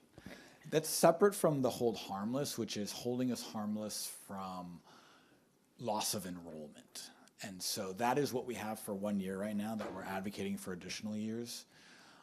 But at least when it comes to our local control funding from LCFF, there's a minimum amount and Right. it's made up of. So I understand, like the ADA, the hold harmless, we're advocating obviously for as much as possible. Yeah. But even that's not going to help us out too much. It's not sufficient to address our financial challenges. So the backfilling of the property taxes because of the fire, to me, is very important. And we need as many years as their property taxes are going to be held at a cap or whatever it's held at, all right? Yeah. So that's something we have to advocate for also. Yeah, it's basically baked into the way we're funded. But yes, we. So it could go on for as long. Yeah. It should. Yeah. Yes. Okay, that's what I would. Yes, Ms. Fredericks. Thank you. I think Trustee Kenny answered my question about the slide 9, where it advises to not include these 3 funding sources, and it's simply just to be conservative, right? Okay. Yeah, I think that's where they're coming from. They consider it to be of some risk to include them in our budget because they've not been adopted in the state's budget yet. And then the estimate on the 26-27 ADA, or is it an estimate? Yeah, oh, it has to be an estimate. How is that number calculated? Is it just taking an average of the decline from the past Yeah, few so years? we will have a better sense of our enrollment and projections once next school year starts. We'll know kind of the full impact of the fire on enrollment. But ADA in 26-27 doesn't affect revenue until 27-28 just because of how the LCFF formula works. Because it's funded based on the average of the previous 3 years when you're a declining enrollment district. So we won't worry about that too much, is what you're saying? No, I mean, no, we're worried about it. but yes, just the way, because of the complexity of the LCFF formula, it's like a lot of the impact is more forward-looking. And then, I don't know if you can answer this, but I thought that the TK enrollment is what's helping to slow down the decline every year? And is that, do you see that that's still the case? Yeah, so TK is mitigating what would otherwise be a much larger decline in enrollment, but that is not going to last forever because eventually all 4-year-olds will be eligible for TK, in which case there won't be a growing eligible population. And so we would expect that the TK population to grow while it's phased in and then decline like every other grade level has. And then the hold harmless, you already answered, but have we actually had the ask for the hold harmless for future years yet? Very much so. Yes. Okay. To whoever will listen. Letters, calls, yes. Okay, thank you. Anybody else? Ms. Kenny? I don't know that tonight's the right time for an answer, but I want to throw it again because President Hawley brought up the property taxes. It seems that there has to be an effect on our bond because a significant portion will have their property taxes changed. And so whenever there's the right time, if you could help us understand, and maybe the point is that we don't actually see any impact and it's all kind of internal machinations, but that would be, it would be good to understand, because I keep wondering how the Altadena Library bond is going to work, because they're in the middle of trying to do renovations as well. Sounds good.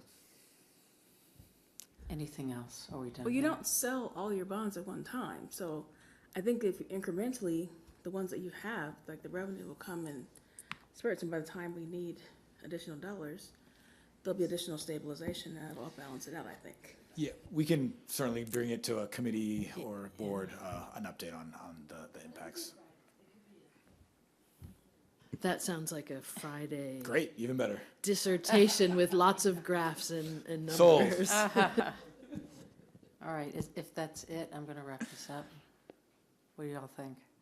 All right, that was wonderful, Mr. Bravo Karimi. Thank you so much. All right, we're moving to, we need an extension and we're going to have a break.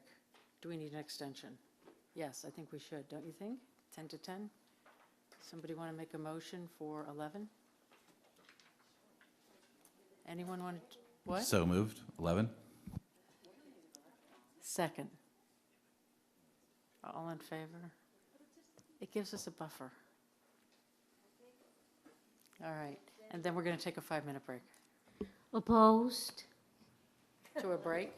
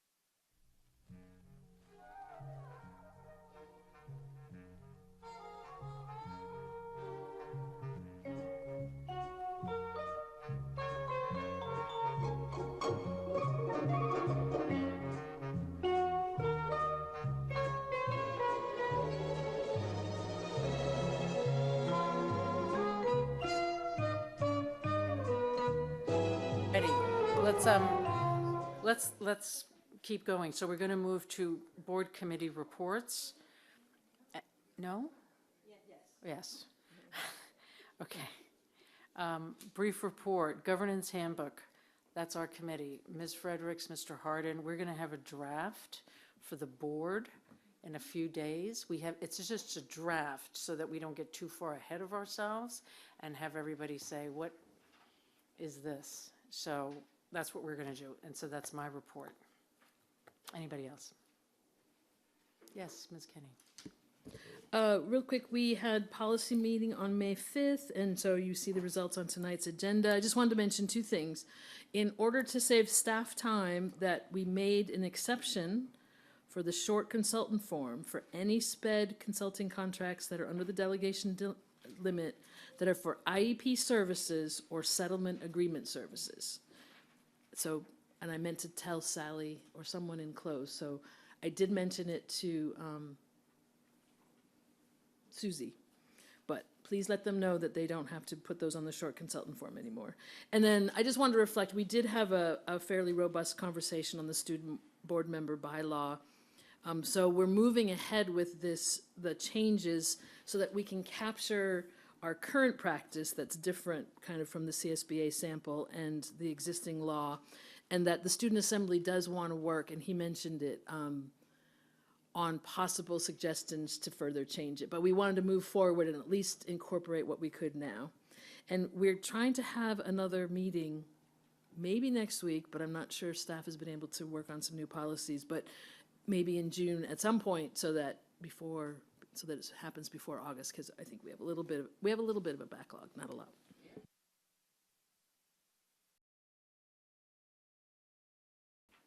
I know what that's about. So facilities met, and I remember we discussed a little about being on track to be carbon free or working towards being carbon free in 2030. But other than that, we just received updates, the regular updates that we receive on the construction work, wildfire recovery, maintenance and operation, health and safety, and facility use and civic center permit. Nothing really jumped out to me unusual that that I feel needs to be reported, and unless Dr. Bravo Karimi, you want to add anything regarding the facilities meeting? It was, yeah. The other thing that I'd like to report, I finally got an invitation and responded, RSVP'd, and attended the LACSA meeting. So I want to thank Dr. Blanco for attending with me. It was the annual meeting. It was the last meeting of the school year. I have no idea why the immediate past president was not there, because she was talked about a lot. She was honored. Maybe her name was called like 4 or 5 times, but they really gave you a lot of kudos there. And so, but it was a great event. We had elections, so we voted on the officers that will be in place, installed. Well, were they installed? I think they are technically. Yeah, they did something for next year. It was pretty good. And then they celebrated the outgoing president, Dr. Castro. And what else? Oh, a lot of folks said that they're really, they've got their eye on Pasadena. We're doing some great things. So this is good. But that's it. I just want to give a little recap of, or maybe my colleagues too can mention how they felt about the coast-to-coast CSBA trip to DC. And I wish I had the opportunity to say something before I left. And I do thank the board for supporting us to go there because I feel like this year of all years was important for us to fight the good fight in DC. And I appreciate staff helping us every year with information, anecdotes, data to make our case stronger. We're always wanting to press to fulfill, for the federal government to fulfill the 40% promise for special ed. And there was like a record turnout this year.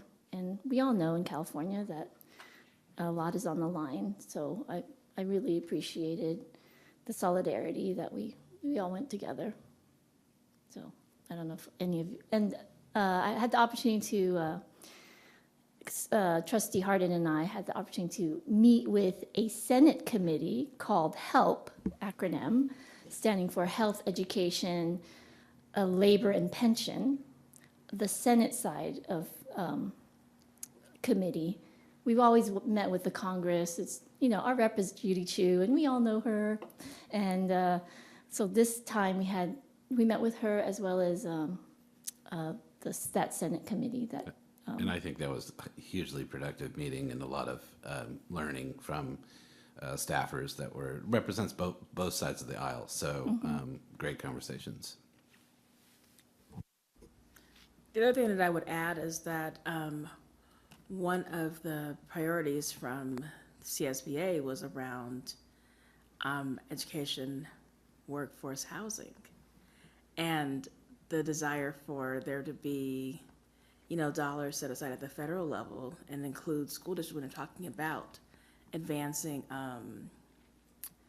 policies to increase the housing inventory. So, you know, kudos to PUSD for being on the front of that curve and being on the leading side of that innovation.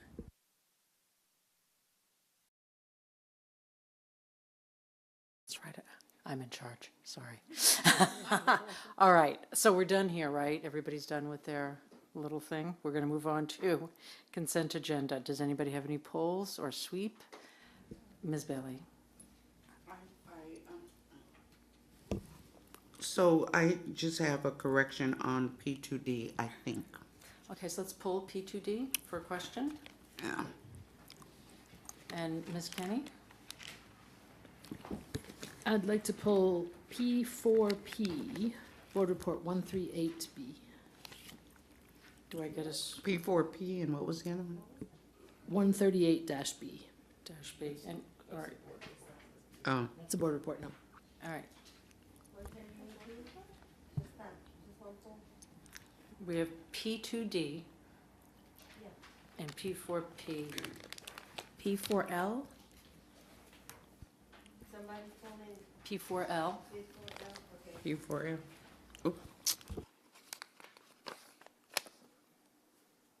You beat me to P4P, Ms. Kenny. L. P4P. And okay, are we ready now for? It's 3 pulls, Kim? All right. But she said 138B, but that's she was just adding. All right, that was for confusion purposes. All right, so who wants to do a sweep? I move approval. Second. I have a All in couple favor? questions, comments. Well, let's do the questions now. Oh, no. On the sweep. So one is, I just want to make a quick observation on the minutes, because I know in these minutes, we are approving the minutes from March. I'll ask this as a generic question. When the board takes action, how does that get communicated back to school sites? And I was just reflecting on the action that we took for Altadena. It wasn't clear how our approval of that resolution about their return to, when their return to Calaveras would happen, was communicated to all of the parents. And it was a timely thing because they wanted to make sure parents knew before they filled out their intent to return form. So if there's some clarification on, or when the board takes action, I think we all assume that staff then disseminates that to anyone who needs to know. So I'm just making a comment that. I have a question. If it's related to the school site, wouldn't they talk to their principal? Except that most of the fire-related things were coming from the district, and this was action taken at the board level, so I don't know. But it's proper to go through the principal. Again, as long as it happens. On the Dale Scott. Oh, sorry. So Helen sends a summary to the principal after every meeting. And the principal did communicate that information and some more, and I have a communication ready to go to them as well. But just as a regular matter of practice, we wouldn't be sending a special board action from the district to the community. That wouldn't be the normal process. Oh, as long as, again, as long as there's a path. It felt like the path was a little muddy this time. So that's Well, why we I was just need to I was make sure reflecting on that we're directing those parents to the principal, to the administrators Yes. when they come to us. On the purchase orders, the Dale Scott one, the attachment was saying that the monies were coming from Measure O, the board report that was attached to the purchase order, but the purchase order itself is coming out of unrestricted, and I think Dale does different work for us. I just wanted to double check, because Yeah, the election-related work is not eligible to be paid for with bond funds. okay, all right.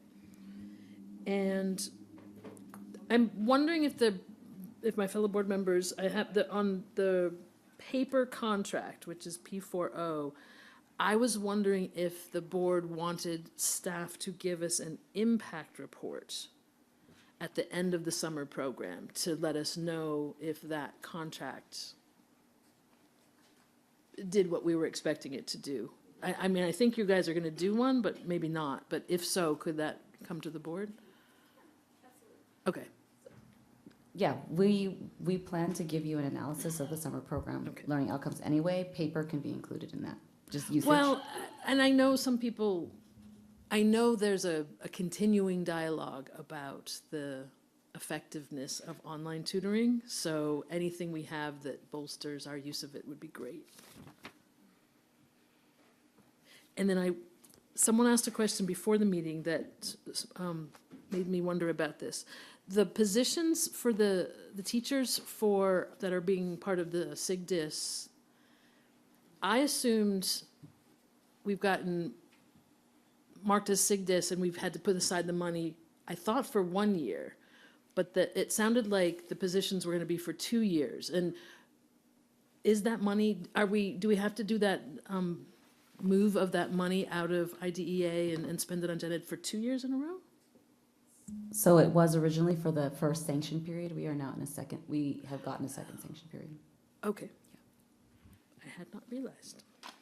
Thank you so much. All right. Okay, so we have a motion and a second. Oh, Ms. Fredericks.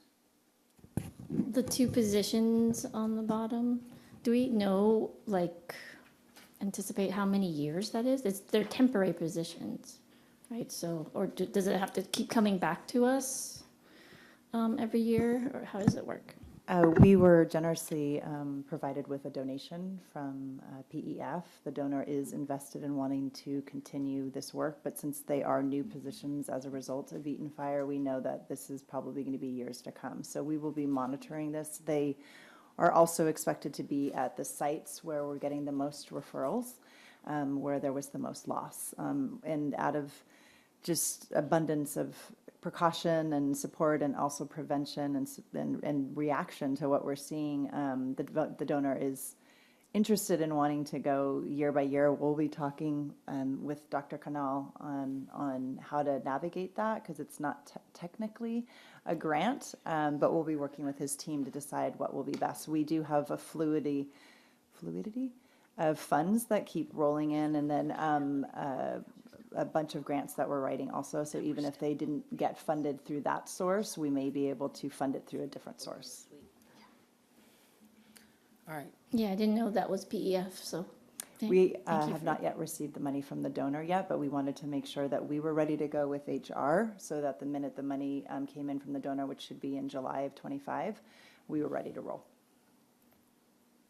Anything else? Anybody? No? Okay, we're going to vote on this sweep. All in favor? Okay, so now let's vote. Let's discuss our polls. Which one do you want to do first? P2D? Yeah, Yeah. so I don't know if this is an oversight or if this is the way the language is supposed to read it. But the last paragraph on page 1 of 7, it's highlighted in yellow. So the sentence is district employees shall be paid and in monthly and in 11 or 12 payments over the year. Is that?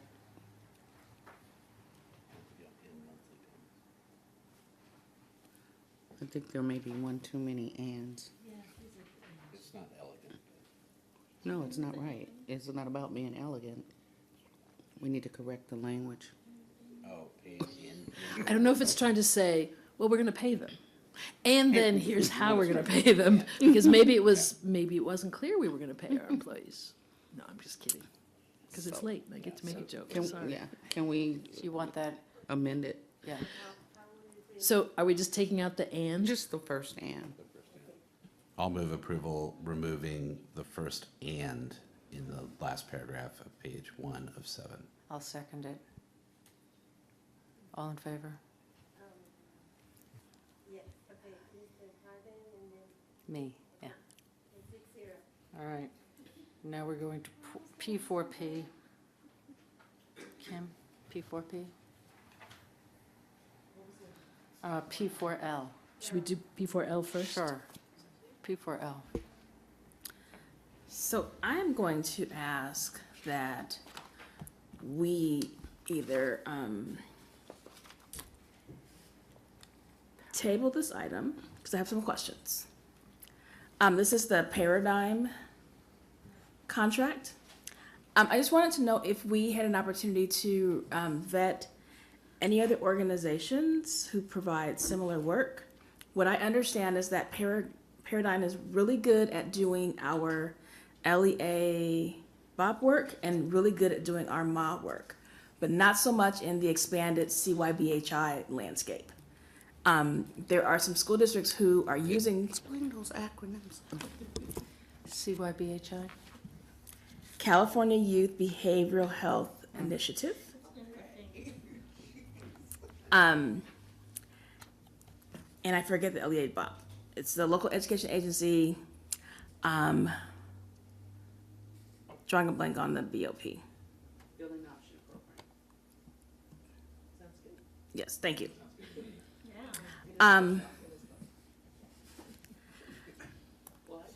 There are districts who are using Paradigm for the expanded Medi-Cal billing reimbursement that are realizing that they're not able to recoup as many dollars.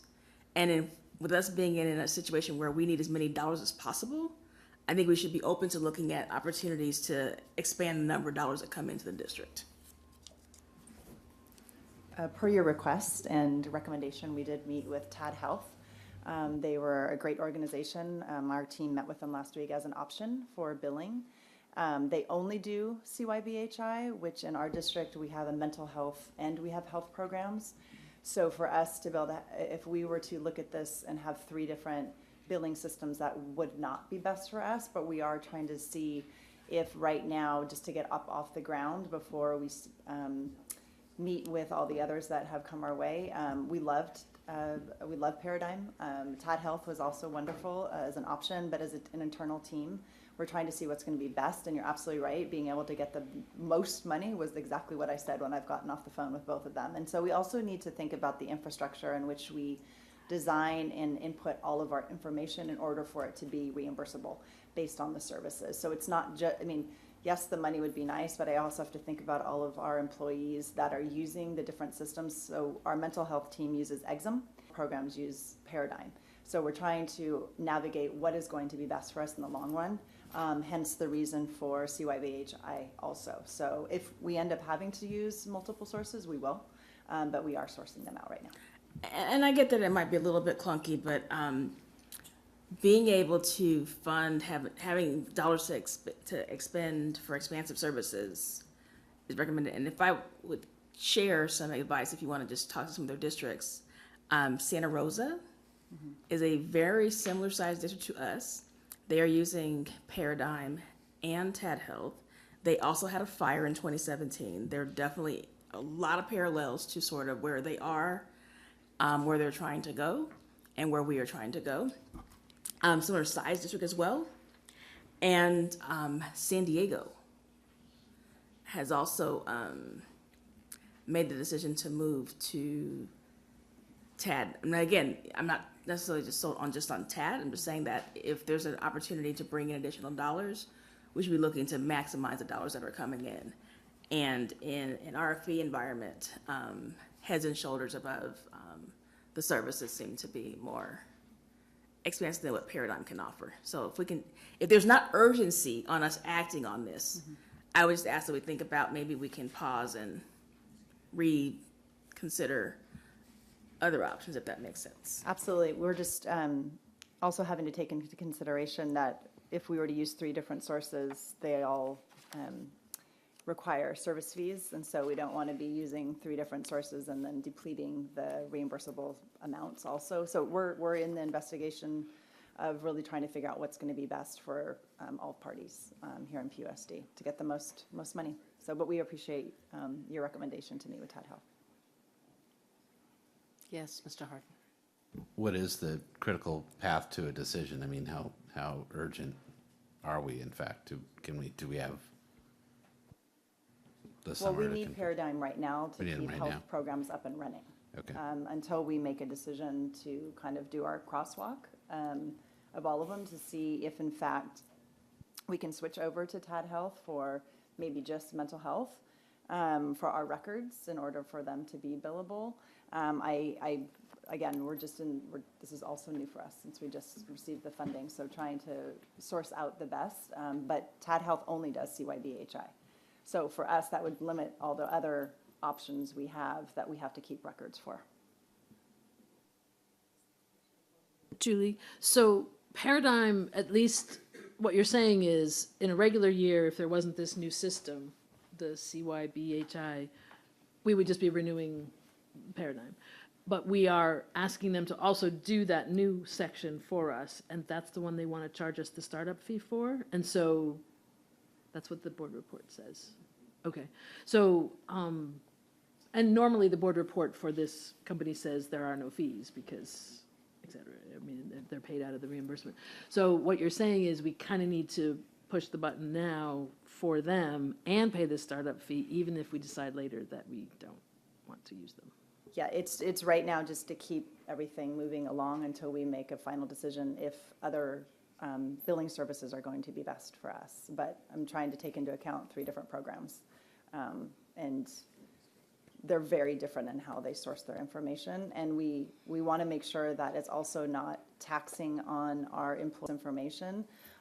So we're going to be sitting down with Exum and Paradigm to also, like I said, to get a much deeper look into, now that we're seeing other options like TAD Health, are they going to work with us to make it easier for us? I mean, I need to take care of our employees. No, ease of use. I mean, because we want people to use it. Time with clients is the most important thing. It would be interesting because maybe I should have been more aware of this whole program, because I know we have 3 different items that touch on it. It would be great to understand the potential, I don't know if revenue is the right word, but reimbursement amounts that might be possible through it.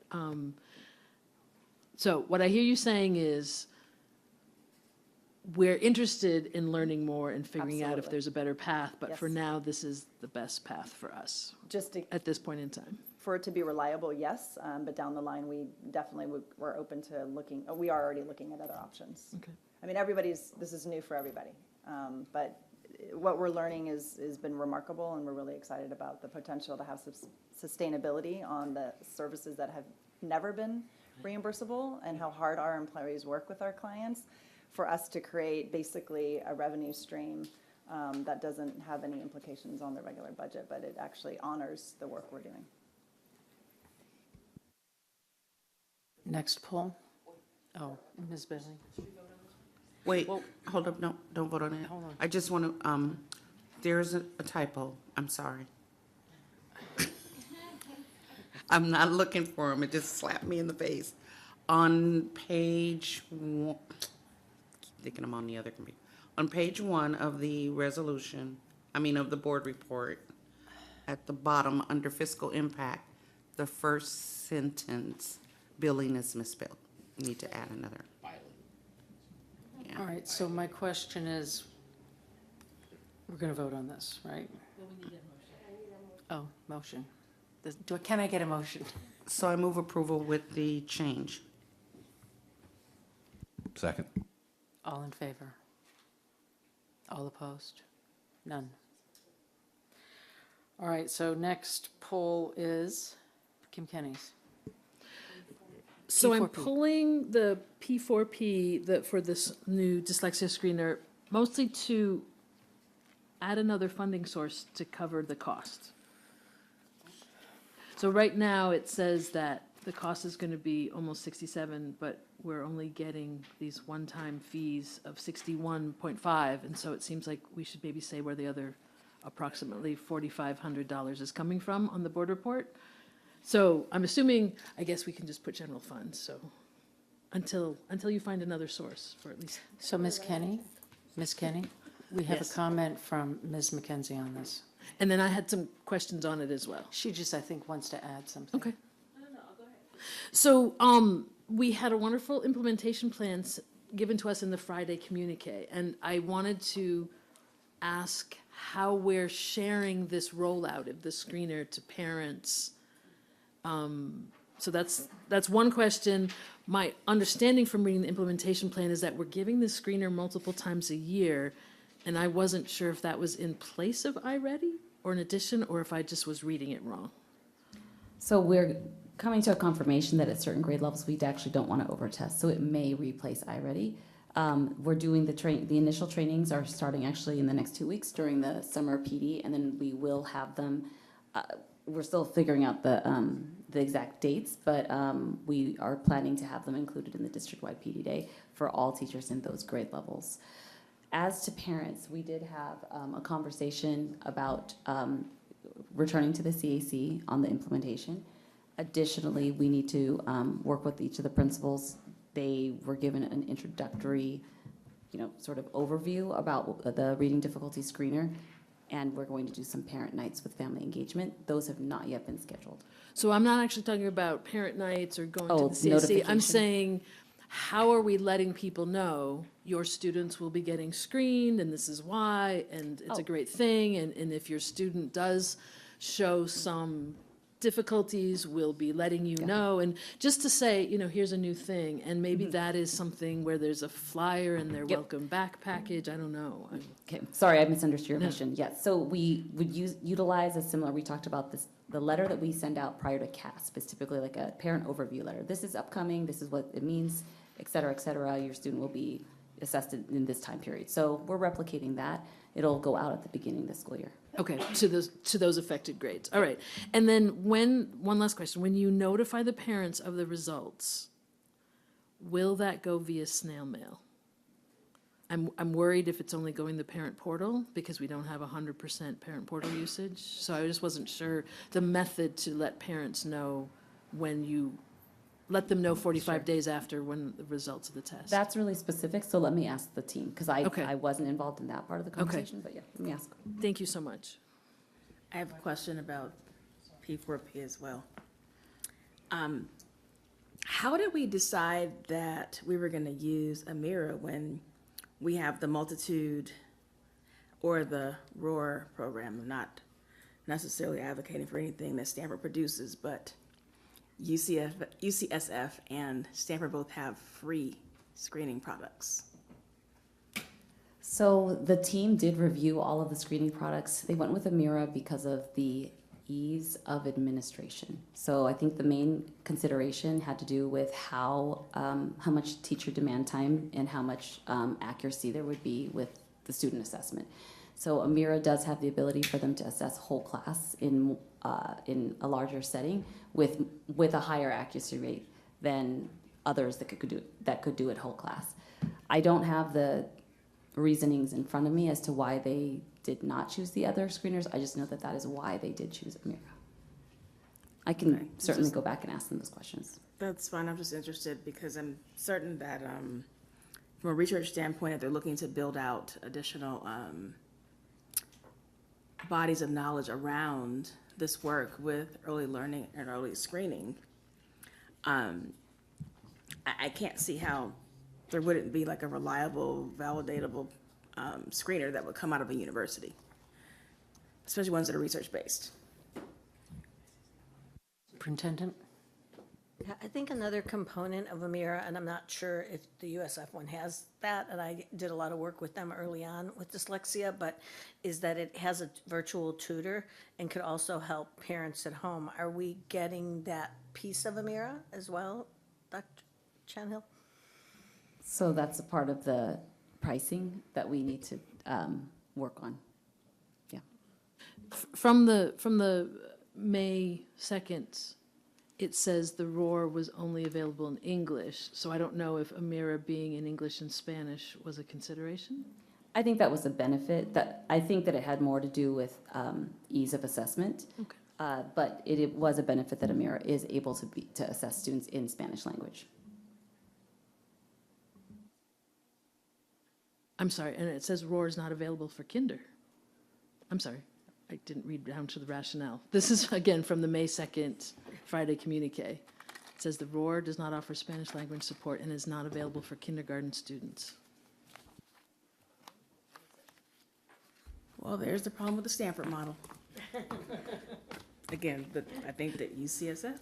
So can I move approval if we add the second funding source of unrestricted LCFF to cover the remainder that's not covered by the grant amount? And so what I took from your last comment is we might, if we can find other funding sources, we would add some tutoring within the same package? The virtual tutor is an option in Amira. Amira is a very comprehensive package. We aren't going to purchase all of those pieces. So I do need to go back and find out how much we decided to actually go with.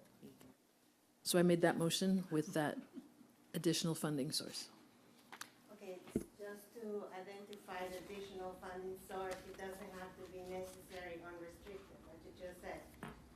Because you said unrestricted general fund, so. I would put LCSF base unless you think you're going to pull it from somewhere else. But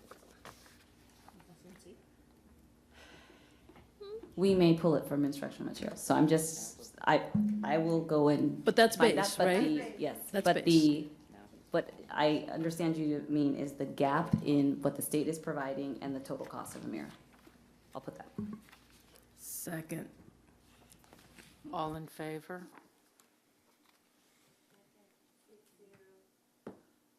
Okay, so now let's move on to, and no public comment, I'm assuming? No. Okay, and then any board requests and questions? Anything? Ms. Kenny? So tonight I heard a reference to Mr. Wadlington as our board counsel. So when I joined the board, Jeff Martirosian was our board counsel, and he's been our board counsel ever since. And I've asked Dr. Blanco a couple times is how are we choosing a new board counsel? Because I feel like while I know that we have lots of different lawyers available to us, I think it should be someone we have a comfort level with, and so I don't know how we do that. I also don't know that we want someone kind of rotating, that we want a person, kind of like Jeff was a person, our person, so that we have some stability. He was our person. In our the bond past, counsel. has the board had input in making that decision? Well, again, he's been our board counsel since I joined in 2011. So, and hadn't he been with us? Didn't someone say 30 years? So I don't know how Jeff got chosen. Does the superintendent want to weigh in? Well, I think if I recall correctly, Jeff has come on and off many different times. So I'm not really sure how he was chosen, but I know he has a long history with the district. We do have a bench of attorneys. We're not, there's no lacking of an attorney available if somebody needs one. But I guess what you're saying is you would like a process to be able to select someone to represent general counsel if that's what the full board desires. I can work on that with I do procurement. feel we should have the stability of one person and not kind of switching getting whoever's on call that week, if you will. But I don't know what the process should be, and maybe this is something where we can reach out to other districts and find out what they do, because again, he's been there since I joined in 2011, so I've never been through a process. Ms. Bailey? I would just like to take the opportunity at this time to interject that I would feel totally more comfortable with our proceedings if we had a general counsel attending our meetings, until we really are more cohesive and we're able to flow without having questions around legalities slow us down and interrupt our proceedings. Again, I am really taking the perception of this board very seriously. I want us to grow. I want us to be taken seriously by the community, and I want us to be able to move forward in the interest of putting our students first.